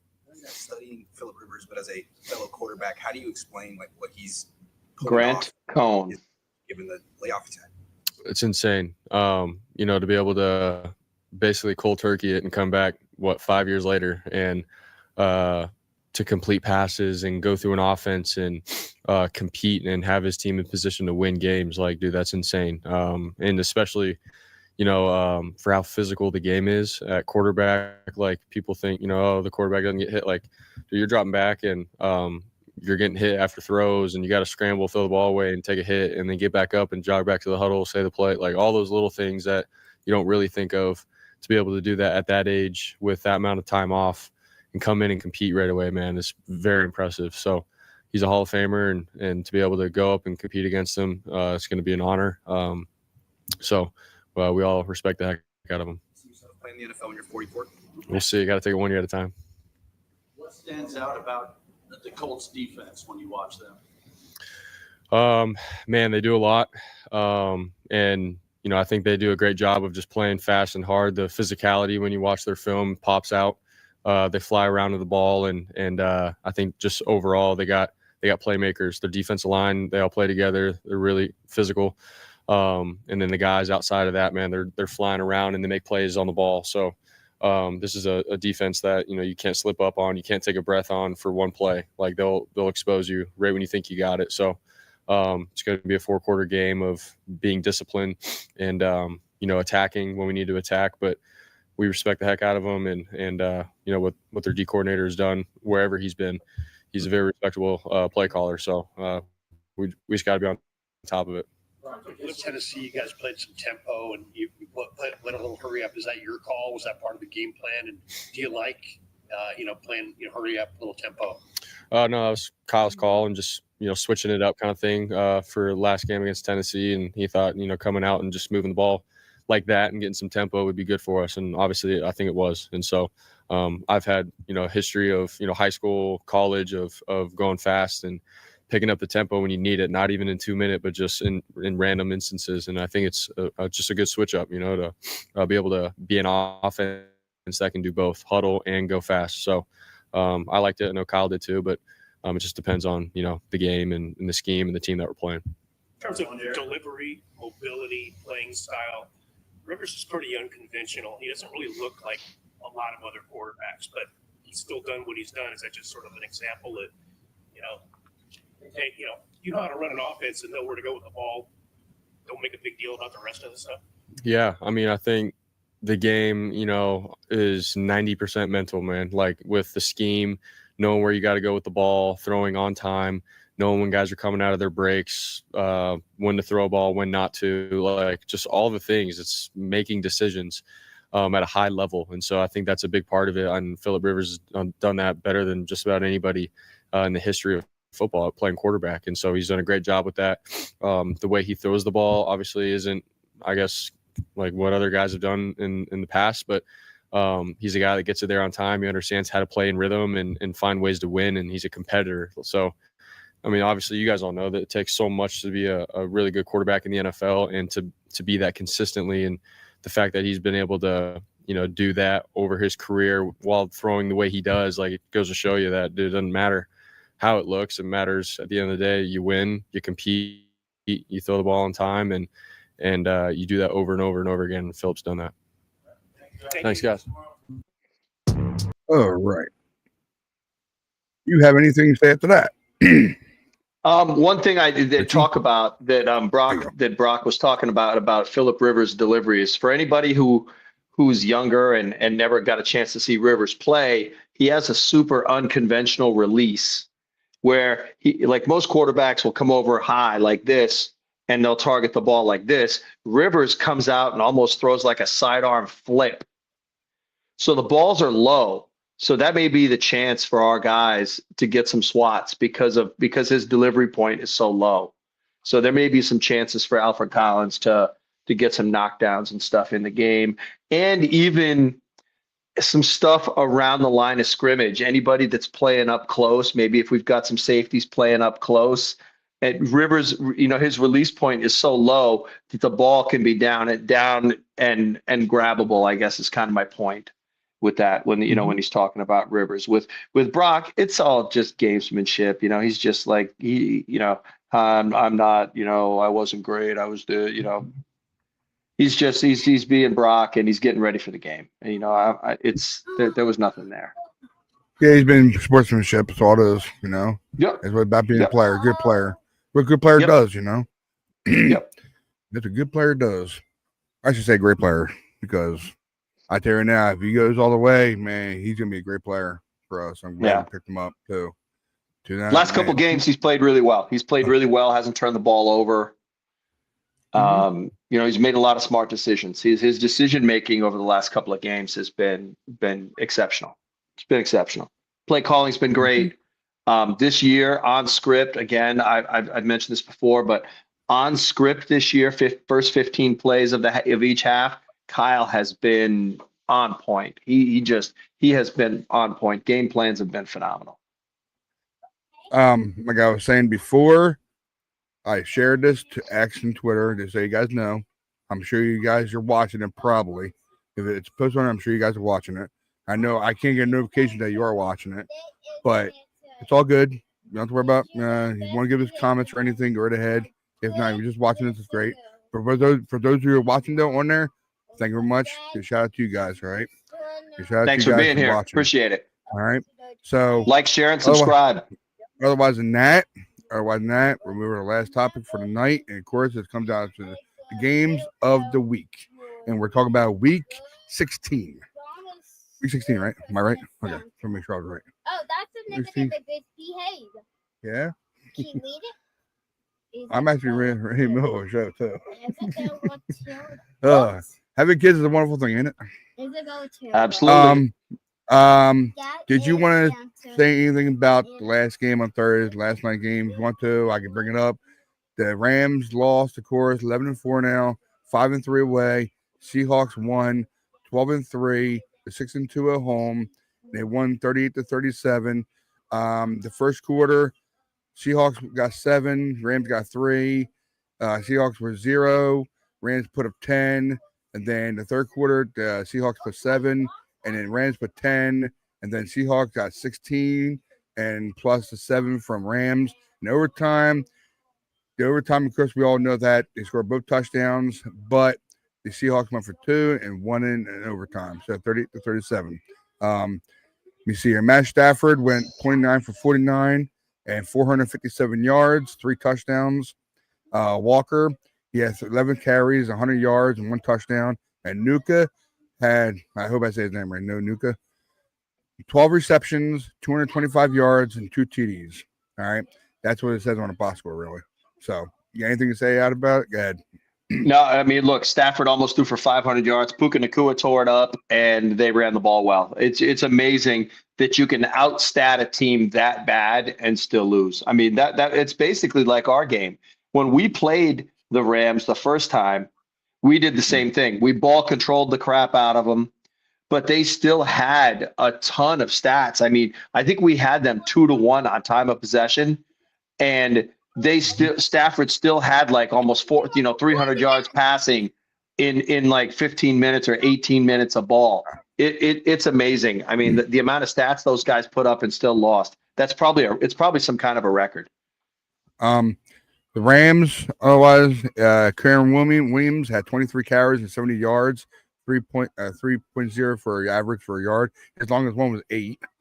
And then for the quarterback for Seattle, Sam Darnold, 22 for 34, 270 yards, 7.9 for per average, 2 TDs and 2 interceptions. He was sacked 4 times out of 26 pressures, and quarterback rating was 41.7, sorry.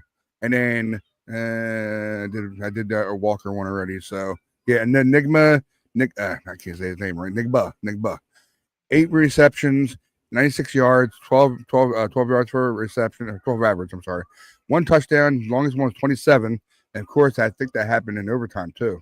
That last drive, he was JSN was killer on that last drive. Mm-hmm.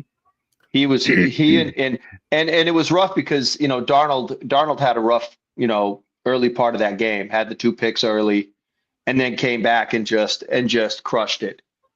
Most people, don't trust Darnold, in tough games because he's had, career wise, he has had, some struggles in playoff games and in tight games. And this was a coming out game for Darnold. He played really well.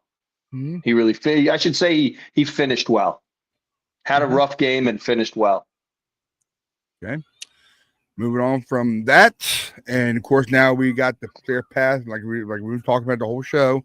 Clear path for the 49ers, win all 3 of our games, one at Indianapolis, Bears next Sunday night after, and of course they're probably going to flex our game with Seattle, probably a prime time game if it does happen.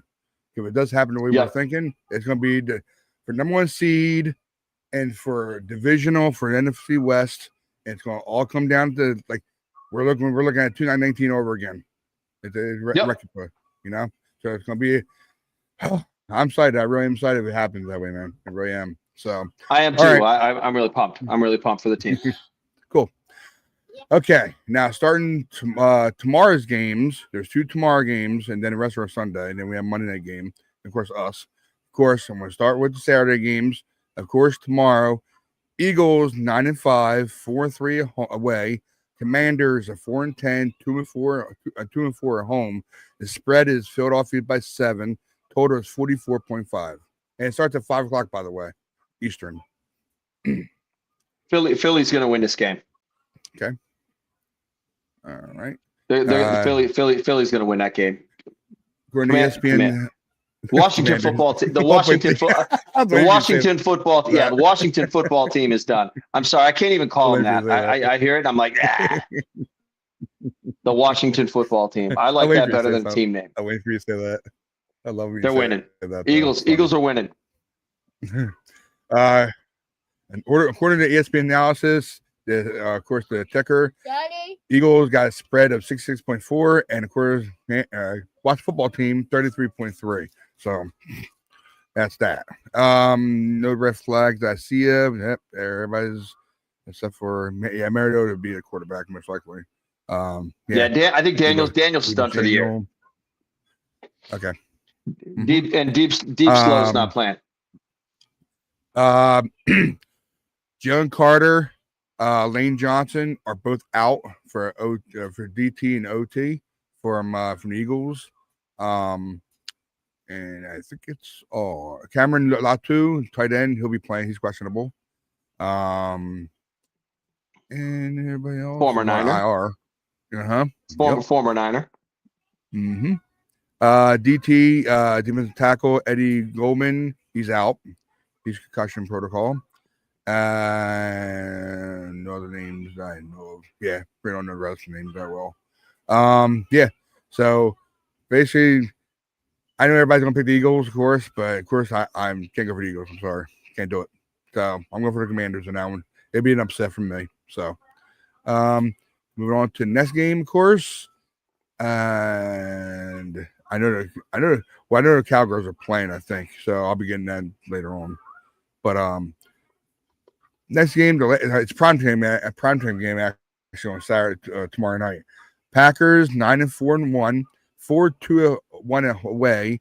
Bears are 10-4 and 5-1 at home. The spread is Chicago 1.5 and total is 46.5. The Bears. The Bears. The Bears. I think the Bears win this. I think the Bears win this game. No problem. They're playing well. Okay, I think it's both respective teams of running backs, Jacobs and Swift are both questionable, and O'Dunes, the wide receiver for the Bears, is out. He's out. Ooh. Parsons, he's on IR now. He's on IR. Yeah, he's on IR. So you guys know that. Edmonds, linebacker, he's on IR for Bears. So, it's gonna be a good game. I think it's gonna be a good game. Yeah, I think so, but I think the Bears win. What we need the Bears to lose. We actually need the Bears to lose so that they give up, and then when they're playing us, we just pound them. But the D for Colin Oliver, he's on PUP. Brenton Cox Jr. He's questionable, so he'll probably be playing. And who else? Oh. First thing I thought it said Marshall Lynch. Marshall Lloyd. Sorry, my bad. I know he's not even playing anymore. So, who else? Nobody else. Yeah, Jonathan Swift. He's questionable groin, so he'll be playing. So, yep, that's it for that one. And that's tomorrow night on Fox at 8:20 Eastern, of course. That's our time. Because me and Richie got the same time zone. Yep. Early window Sunday games. All right. Bills 10-4, 4-3 away. Browns are 3-11, 2-5 at home. Buffalo's got spread by 10.5 and total is 41.5. Bills. No doubt, Bills. Talk to me. Bills are going to win this game. Josh Allen, they beat the Pats, came back and beat the Pats, and now they're gonna finish strong. They're gonna finish strong. Man, Bills are scary. Bills are a scary team right now. Do we all feel sorry for Saunders? No, because I think they've basically given up. That coach Stefanski's going to get fired. Salah's going to get a job somewhere. Yeah. The problem with that team right now is what do you do? Are you gonna stay with Sanders? You're paying Deshaun Watson all that money. Are you gonna come into next season as Cleveland? Look, they're gonna fire the coach. Stefanski's gonna be gone. So he's gonna be gone. Robert Saleh's gonna be gone from the Niners. So we can hope that Jim Schwartz ends up being the defensive coordinator for the 49ers next year. After we lose Saleh. So, let's hope for good things as far as that goes. But there's no way Cleveland's kind of given up. I think if you're smart, you basically go into next season and you let Shador and Deshaun Watson vie for the starting job on that team. That's what I would do. I'd put them both out there and best guy wins. Mm-hmm. The game between Packers and Bears. Who you think is gonna win? I think the Bears are gonna win that game. They're home, right? Okay. Didn't you say the Bears were home? They're home. Bears are home. They're winning that game. They're winning that game. For me, sure. Ben Johnson has got that team playing well. Okay. He's got them playing well. He's a guy that should be in the running for coach of the year. Okay. Yeah, no red flags on the Bills and Browns game. No red flags, so everybody's gonna be playing. So, all right, moving on. Here we go. What we got here? Next game. Chargers 10-4, 4-2 away. Cowboys 6-7-1, 4-2-1 at home. Dallas is favored by 2.5 points, and total is 49.5. Yeah, the Cow Pies are going to win this game. They're going to win this game. Chargers, I don't know. I don't have any faith in them. Man, as much as I love Harbaugh, I just don't have any faith in that team. Herbert's still hurt. I mean, he broke the hand. It was a non-throwing hand, but still, he's out there playing. He's not good. Correct me if I'm wrong. This is the first or second year for Harbaugh being back in the NFL. Second. Okay. Yeah, he makes the playoffs last year. Do you remember or not? I can't remember. Okay. I can't remember. I don't remember if he made the playoffs or not last year with Chargers. I don't think so. Okay. But there's that organization. That's one of those organizations where no. Okay. Next game. And all 1 o'clock games I'm saying right now. So here we go. The next one, geez. That'd be a major upset. Chiefs 6-8, 1-5 away. Titans 2-12, 0-7 at home. Kansas City Chiefs are favored by 3 points. Or no, I'm negative 3 points. Yeah, 3 points. Total is 37.5. Kansas City's home. No, Titans at Titans, Tennessee. Titans are going to win that game. Titans are winning that game. Yep, Mahomes is on IR. He's on IR. Yeah, he's already had his knee surgery. Surprisingly, he's already had his knee surgery, which is crazy. I wonder if he's going to try a Warner kind of thing. Oh, try to get back for. Yep. I don't think no, because they basically after his surgery they said it would be 9 months. So I think they're hoping that he'd be able to come back in August and try to get him ready for the regular season. Don't do it, man. Don't do it. Get 100% right. I never thought I'd see know. the Chiefs being 6-8. I never thought I'd see that under 500. I think Wow. there's going to be sweeping changes with that team. I don't know. I don't know that Andy Reid retires, but I think Kelsey's going to retire. I think there's going to be a lot of turnover on that team in this offseason. It's a great time to do it. And I got a Chiefs fan down the street too, a Chiefs fan. Daddy? Yeah. Yes. Daddy, what are you laughing? I'm not laughing. Get going. Difference. Oh, we got a comment. Hey Delvin, what's up, man? For 2 years. Okay, here we go. Here's something for you, Rich. I thought we had Salah locked in for 2 years by contract agreement.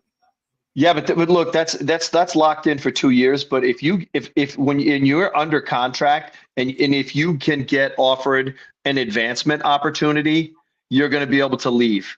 You're going to be able to leave under the he can't take a lateral move unless the 49ers allow it, but he will be able to interview for head coaching jobs. And there's no way that the 49ers are not going to let him interview for a head coaching job.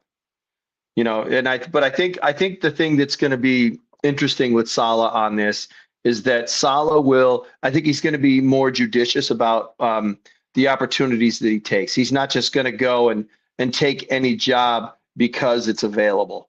I think he's going to look for opportunities where good quarterback in place and maybe potentially a good defense. Like if I was Salah, I would be looking at the Cleveland Browns. They don't, look, like him or not, Deshaun Watson's a good quarterback and their defense is nasty. So it would be a place where Salah could go in there and make a really good, he's going to be able to round that defense into shape. And you can build around a quarterback. You can have Deshaun, even if he's just the bridge until you can get Shador ready or draft another quarterback. The Browns may be a good opportunity, for Salah. Even the Bengals. I mean, maybe you go there because Burrow. If they let their coach go, maybe Burrow is enough of an opportunity for Cleveland. Wants Salah. I mean, I've heard the Raiders as well. They're gonna, Pete might be a one and done. So you go. Does the Salah want to go to the Raiders? I wouldn't go there because there's not a quarterback in place. At least what I would consider premier or elite. But still, as long as to answer your question, if he's going for a head coaching opportunity, he would be able to leave and be able to get out of his contract. Okay. Hope that answered your question, Dalvin. Thanks a lot, man, for your comment. Right? You got plenty more coming in. Come on in. You want to ask more questions? Go ahead. Let them out. All right. All right. Here we go. We got the next one. Bengals 4-10, 2-5 away. Dolphins 6-8, 4-3 at home. Cincinnati's favored by 4.5, and total is 47.5. Yes. The Bengals are going to win this game. I don't know if you saw the Dolphins did bench Tua this week. Mm-hmm. So they're going to be playing their backup quarterback. I can't remember his name at this point, but he's going to be. So Tua's benched. I think Dolphins with 3 games to go, they've kind of given up on the season. I mean, they're going to try and see what they can do without Tua. I don't know what the implications of his contract are, and if there's some outs in it where they can get out from underneath that in the offseason and try to do something better. Who's your backup quarterback again for Tua? I can't remember his name. Name. Sorry. He's decent. He's decent, but he's not good. I mean, he's not. He's not the future. I guess I would say that. Wow, both them teams could buy him 10 wins. I'll tell you right now, the Dolphins are one of the teams that should call the 49ers about Mac Jones.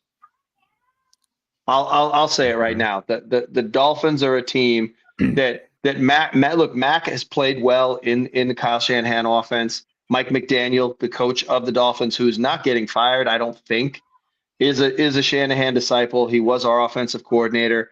I think if they took Mac, they would do well. And I think the 49ers, if they are going to trade him, would probably prefer to trade him to the AFC and not have him, be in the NFC. So I think it would be great to get, the Dolphins are going to have a high draft pick. Because I think Mac is going to, I think we'll get a second rounder and maybe a multiple picks for him, maybe a second in 20. Just about to ask you that though.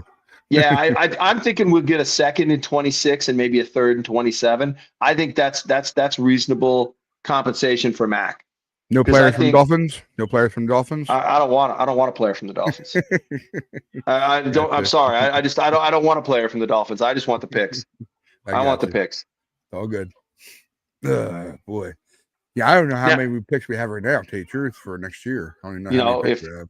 If it was Tyreek Hill with no leg, almost torn off, I'd consider Mac for Tyreek straight up. But no Waddle. Nah, no. I want better. I don't want lateral moves. No, I don't want lateral moves. I want improvement. And look, this team's all about the draft now. So I just want the draft picks. I want the draft picks. Got you. All right. All right, let me see here. Next one. This next one is actually combined by 7 games. So 3-11 Jets, 1-5 away, 4-10 Saints, 2-5 at home. Saints are favored by 6.5, and total is 40.5. Mm-hmm. Saints are going to win this game, and I don't think Aaron Glenn is going to get another season with the Jets. I think he gets fired. Wow, Kamara's out. Ooh, man. Yeah, they're still going to win the game. The Jets are horrible. They traded away any of their good players, and they're just horrible. They might be good in the future, and I'll tell you, this is why I think Aaron Glenn's going to be one and done. They traded away the players, and they have all those draft picks. I think they're going to clean house. I think they're going to go new GM, new coach, and just clear house and take those draft picks and start over. Mm-hmm. Okay. All right. All good? Yep. Okay. All right. Next game's combined in 8 games. 6-8, and Vikings 6-8, 4-4 away. Giants 2-12. 2-4 at home. Minnesota's favored by 2.5, and total is 43.5. Yeah, Minnesota's going to win this game, and they're going to knock Jackson Dart out of the game. Jackson Dart. Somebody's got to talk to that kid about playing. Someone's got to talk to him. Career. No, it's not even that. He plays too aggressive, and he's going to get himself hurt. He's going to permanently hurt himself. It's so funny because I think I mentioned this a week ago or whenever we were talking Giants before. In the off season when John Gruden does all the things with the quarterbacks being drafted, he pulls them into the Gruden Football Academy, talks to them, shows them film and all this kind of stuff. And Gruden sat down with him and he's like, "Dude, you're going to need to change your game if you want to have a long NFL career." And he's looking at him like, "Yeah, okay." And John looks at him and goes, "Dude, you're going to get yourself knocked out multiple times and your career's not going to last." And he's just sitting there going, "Yeah, okay, man. Yeah, okay, Dad. Whatever, Pops. Whatever." And what's happened since he's gotten into the NFL? He's had multiple concussions. He's been knocked out of multiple games. And he's too aggressive. He needs to learn how to dial it back, or the guy's just not going to have he's not going to have a positive career. And it stinks because I think that guy is super talented. He's super talented. But it's not going to happen. They're gonna lose this game. Dial back and pace yourself. Yeah, Vikings are gonna win this game. Mm-hmm. That's what it's all about. Dial back and pace yourself. You don't have to worry about proving nothing. You're the starter quarterback for a reason. So play for your career, man. Play for your career. Mm-hmm. Wow, these both are actually tied with. Yeah, this is actually for the NFC. NFC. Yeah, NFC North. Or no, North. No, because they're doing wrong division. North. Giants are the East. They're the North. They're in the North. East, North. Oh God, Buccaneers and Panthers. Oh, not North. It's not North. South, not No, South. they're the South? NFC That's South. Yeah, NFC South. I NFC was right. South. I Yeah. was right. Yeah, second time I was right. Yeah. Second time. All right. Yeah. Buccaneers 7-7, 4-3 away. Panthers are 7-7, 4-2 at home. Tampa Bay's favored by 3, and total is 45.5. Yeah, the battle for NFC South. That's gonna be a battle. Oof. No red flags at all. No red flags. Wow. You know what? Oh gosh, I don't know. I'm gonna take the Bucks. I'm gonna take the Bucks. I'm gonna take the Bucks. I don't know why. I don't know why. I can't tell who's better in defense either. Defense, I don't know. I don't know about the defense. You know, I'm just gonna go on who I trust more at quarterback, and I trust Baker. I trust Baker way more than I trust Young. Because you have a future Hall of Famer going against rookie. So yeah, I got you. No, Young's good and he's got a chance. He's not ready. He's not ready to be premier yet. And Yes. Baker's premier. Hi. Yeah, I can hear you plenty. I'm sure the whole world can hear you. Okay, let me see here. That was the battle of the NFC South, and now, okay, now it's gonna be going. This is gonna be going too. Jaguars 10-4, 4-2 away. Broncos are 12-2, the best team. Ooh, in the good NFL game. right now. Broncos are 12-2, 7-0 at home. Denver's favored by 3.5, and total is 47.5. That's a big good game. I'm going to take this as the upset special. I'm taking this as the upset special. I think the Jags are going to win this game. Wow. Jaguars are going to win this game. Liam Cohn has got that team playing phenomenally well, and he should be in the runnings for Coach of the Year. He should be in the running for Coach of the Year. He has coached that team up, and really, really done well. I'm excited for him as a coach. He's done a really great job with this team. Okay. All right. Okay. Yeah, because right now the Broncos are the best team in the NFL, 1 game ahead of the Patriots. So we'll see what happens there. Their defense is dynamic. Their defense is dynamic. It really is. Talanoa Hufanga has been playing his butt off for that team. Dre Greenlaw's done a good job as well. But I don't know. I think Liam Cohn is just, I'm a fan of Liam Cohn. I really like him as a coach. Okay. The Buccaneers and Panthers was the last 1 o'clock game. The Jaguars and Broncos was first 4 or 5 game. And here is, of course, the NFC North NFC South going against NFC West, I should say. So, and they're both not that very good, but still. Who are the Cardinals playing? I knew you were gonna say them. Falcons 5-9, 3-5 away, and Cardinals 3-11, 1-6 at home. Atlanta Falcons are favored by 3, and total is 48.5. Yeah, I'll take the Falcons in that game. Kirk Cousins is going to win that game. Cousins is going to win that game. Oh boy, that's going to be something else. Who's Purcell? Okay, Purcell. Okay, that's it. Purcell. Yeah, hey, look, Jacoby's gonna throw a bunch of yardage, but they're still gonna lose. My God. So basically, everybody's just playing for most likely their contracts, really. So. Oh yeah, a lot of these games, it's just junk at the end of the season games. There's a lot of junk. There's a lot of junk in there. And of course, stats, of course. Yep. Here's the first 425 games, and Steelers 8-6. It'll be a good game too.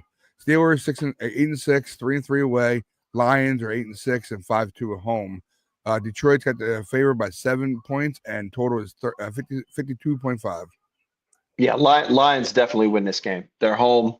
I don't think Pittsburgh can keep up with their offense. I mean, that's the biggest piece with that. I don't think Aaron Rodgers and company can keep up with what Detroit can do. Oh boy. Wow. Look at the numbers here. Jeez. DJ Watt, he's out. DJ Watt's out. Yep. I don't know if anybody knows that. Yep, he's out. Yeah. Okay. All right. Moving on, next one. Okay. Our last 425 game, I think it is. Yeah, 425 game. Raiders 2-12, 1-6 away. Texans 9-5, 5-2 at home. Houston's favored by 14.5 points, and total is 37.5. Wow, what a favor! Oof, jeez, that spread's The crazy. Texans are going to win this game 30-3. Texans look to extend their winning streak by 7 games and match up with the Raiders, losers of 8 straight. Oof, man. The two best defenses in football this year are probably Denver and Houston. They're just destroying people, and I don't think I almost feel bad for the Raiders this week because their offense is going to get pounded. I bet a lot of Niner fans probably say, "I don't." But I'm serious. The Raiders offense is going to get pounded. You probably say that in front of anybody. Probably say, "I don't." Oh, here we go. Sorry, my bad, Devin. I got you, Delvin. I'm sorry, Delvin. Does anyone besides me knows that the Dolphins head coach needs speech therapy? He stutters badly. Hey, Delvin, if you coach the Miami Dolphins, you'd be stuttering too, man. You'd be stuttering too, because you're just sitting there going, I don't know what to do. I want the knife, please. Oh man, if you were there, you're just like, please fire me, get me out of here. Thanks, Delvin, man. Thank you, man. Thank you, Delvin. Thank you very much. But yeah, man, look, Mike McDaniel, man, when he started out down there in the first season, that team was good. They were moving, they were doing things. Mike McDaniel got Tua paid basically, and then what did he do to help him out? Threw a lot of picks. And boy. that ownership group, they're going to bring in a new GM. So I think they're going to give McDaniel a season with the new GM and some new players to hopefully, get the opportunity to do a turnaround with that team. Yeah, like I was saying about the Faders, I don't think nobody agrees with you on that. They're not going to feel sorry for him. So. No, I'm telling you, what I've been seeing with the Raiders though is that they really want Saleh. They really want Saleh, but Saleh would be crazy to go there unless they give him. Look, if I was Saleh and the Raiders wanted me, I'd say, all right, look, you got to give me a 10-year contract, guaranteed, to even show up there for like $20 million a year to be the coach. Because that's the only way you even go there. Because at least you're getting paid. Because the team's awful, the ownership is awful. You got to deal with Tom Brady. It's not even worth it. It's not even worth it because, if you have to do it the way Pete Carroll did and Tom Brady gets to pick the offensive coordinator, you're the head coach and you don't get to pick the offensive coordinator, and the offensive coordinator is reporting to Brady and not the coach, that is just not a good situation to go into as a head coach. You can't have it. It's an untenable situation. I wouldn't do it. All right. All right. All good? Yes. Okay. Sunday Night Football. Patriots 11-3, 6-0 away, 6-0 away. Ravens 7-7, 3-5 at home. The spread is Baltimore by 3, and total is 49.5. And my wife be watching now. Probably won't watching it, bro. She'll probably end up knowing about it. She's a Patriots fan. Derrick Henry faces his former coach when the Ravens host Mike Vrabel and the Patriots. I can't decide. I think the Patriots are going to win the game. I think they're going to win the game. I don't think that. I don't care. This just isn't the year. This isn't the year for the Ravens. This is just not their year. I think they're done. I think their coach is going to get fired. I think Harbaugh is going to be gone. I think that team's going to be starting over. Yeah, I even told my wife, like, won't that be problematic if after it's actually the Patriots versus the 49ers? Say we can't play in Super Bowl, can we? He's like, yeah, because the Patriots in the AFC. and we're in the NFC. So yeah, we'll see each other from a Super Bowl if it happens. So I think if they play the Bills again, they'll get beat by the Bills. okay, fair enough. All right, last game of the docket, Monday Night Football, baby. Yeah, 49ers 10-4, 6-2 away, and Colts are 8-6 and 6-1 at home. San Francisco favored by 5.5. It was 7. So I guess they must have went down. 5.5 and total is 46.5.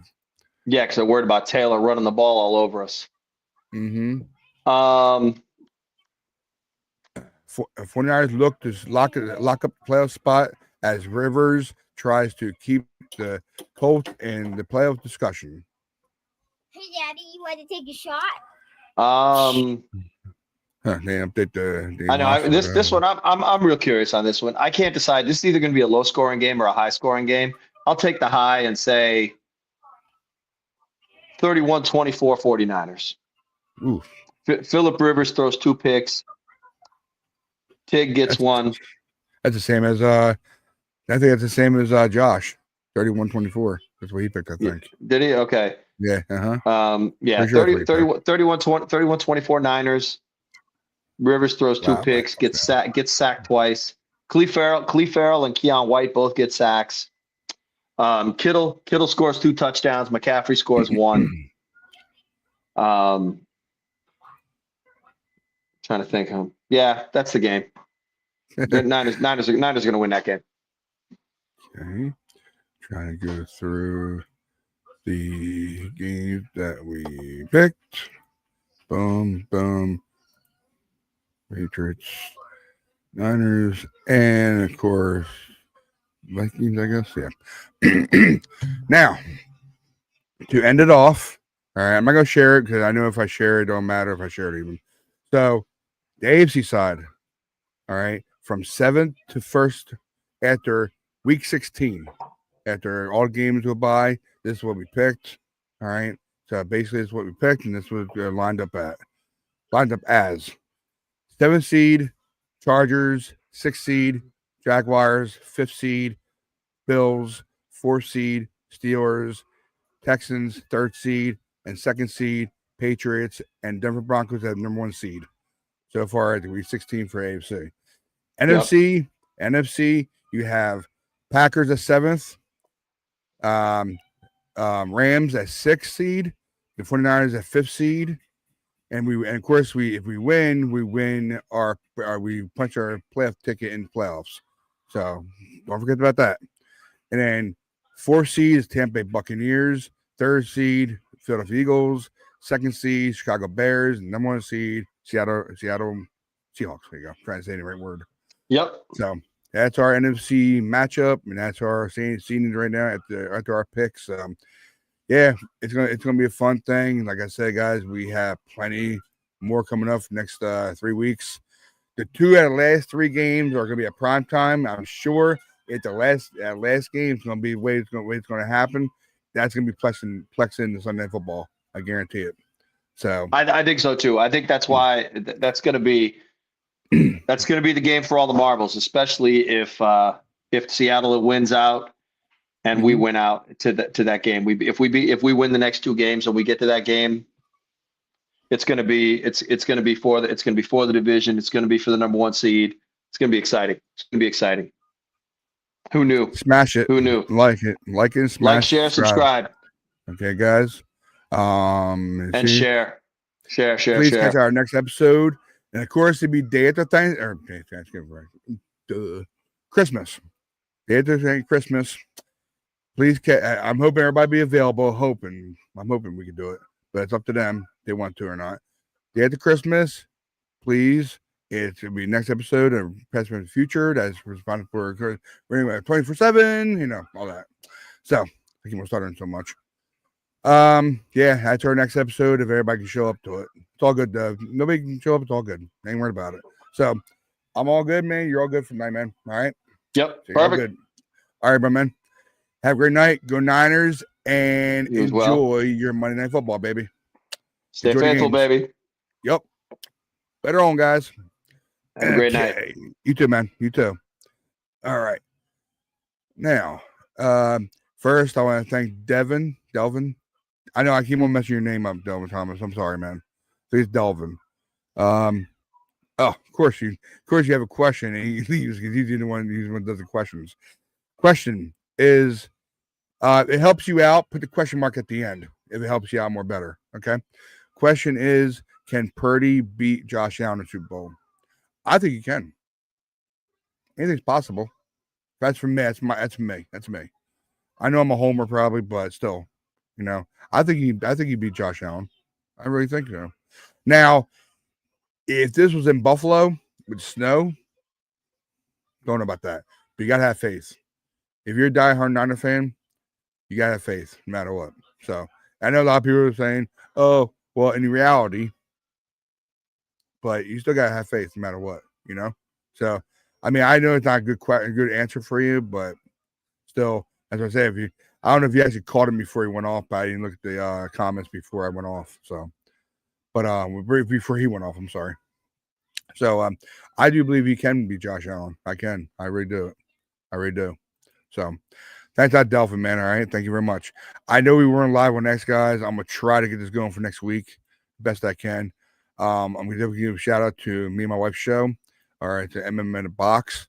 I don't know if you guys know about it or not, but I'm gonna try to send you guys there it is. I found it. If you see this right here, is the logo for it. All right. We do them Mondays and Tuesday nights. Probably between I say probably 9 to 10 o'clock Eastern at nighttime during the evening. 9, 10, and then it's probably gonna be 6 to 7 on Pacific time. All right, whatever your time zones are. Delvin said, "Good answer, sir." I try my best. I know I don't give you a big major answer. I try my best to do what I can do with my answer. But I know I started too much, but at least I try to answer the best I can, But the guy Richie is on here, Richie B, he probably best question answered. Him, Matt Man, Jake, they'll all be good for questions. Me, I just run the thing. That's what I do, I run it. I do the best I can, But going back to, like I said, if anybody's available for the show for next Friday, the day after Christmas, it's great. If not, I don't expect everybody to be available. Maybe 1 or 2 guys, maybe, if that.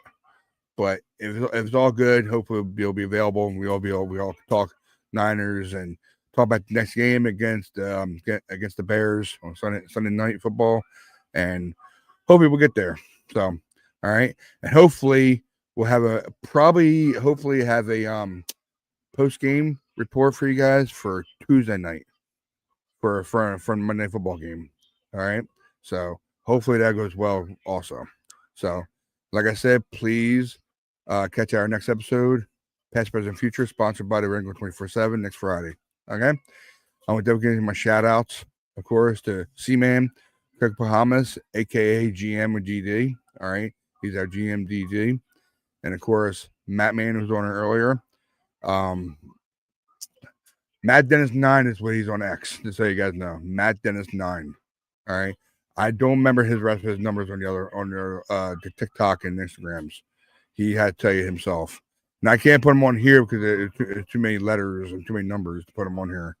So yours truly, Jake Eastham. You can find him at SuperBC86 on Twitter. All right. And of course, Richie. It's actually Rich Bonsall, not Richie, but find Rich Bonsall, aka Richie B, on Twitter. That's his name. And of course, Tommy Bomb don't even have a Twitter handle, so you guys know. He only has Facebook. So Tommy Huxley, you can find him on Facebook, all right? And of course, the other guy that was with us, Josh Gitt, you find Josh Gitt at Josh Gitt 1987, okay? That's where you find him at.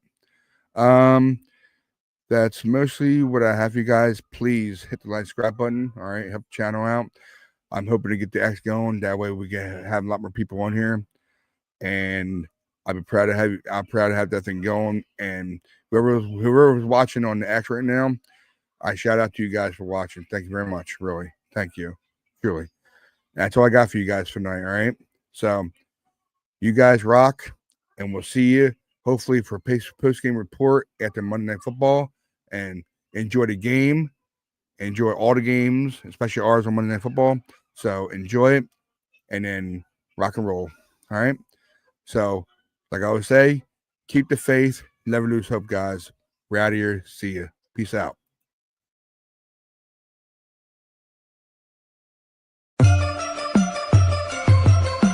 Ready, go, ready, go.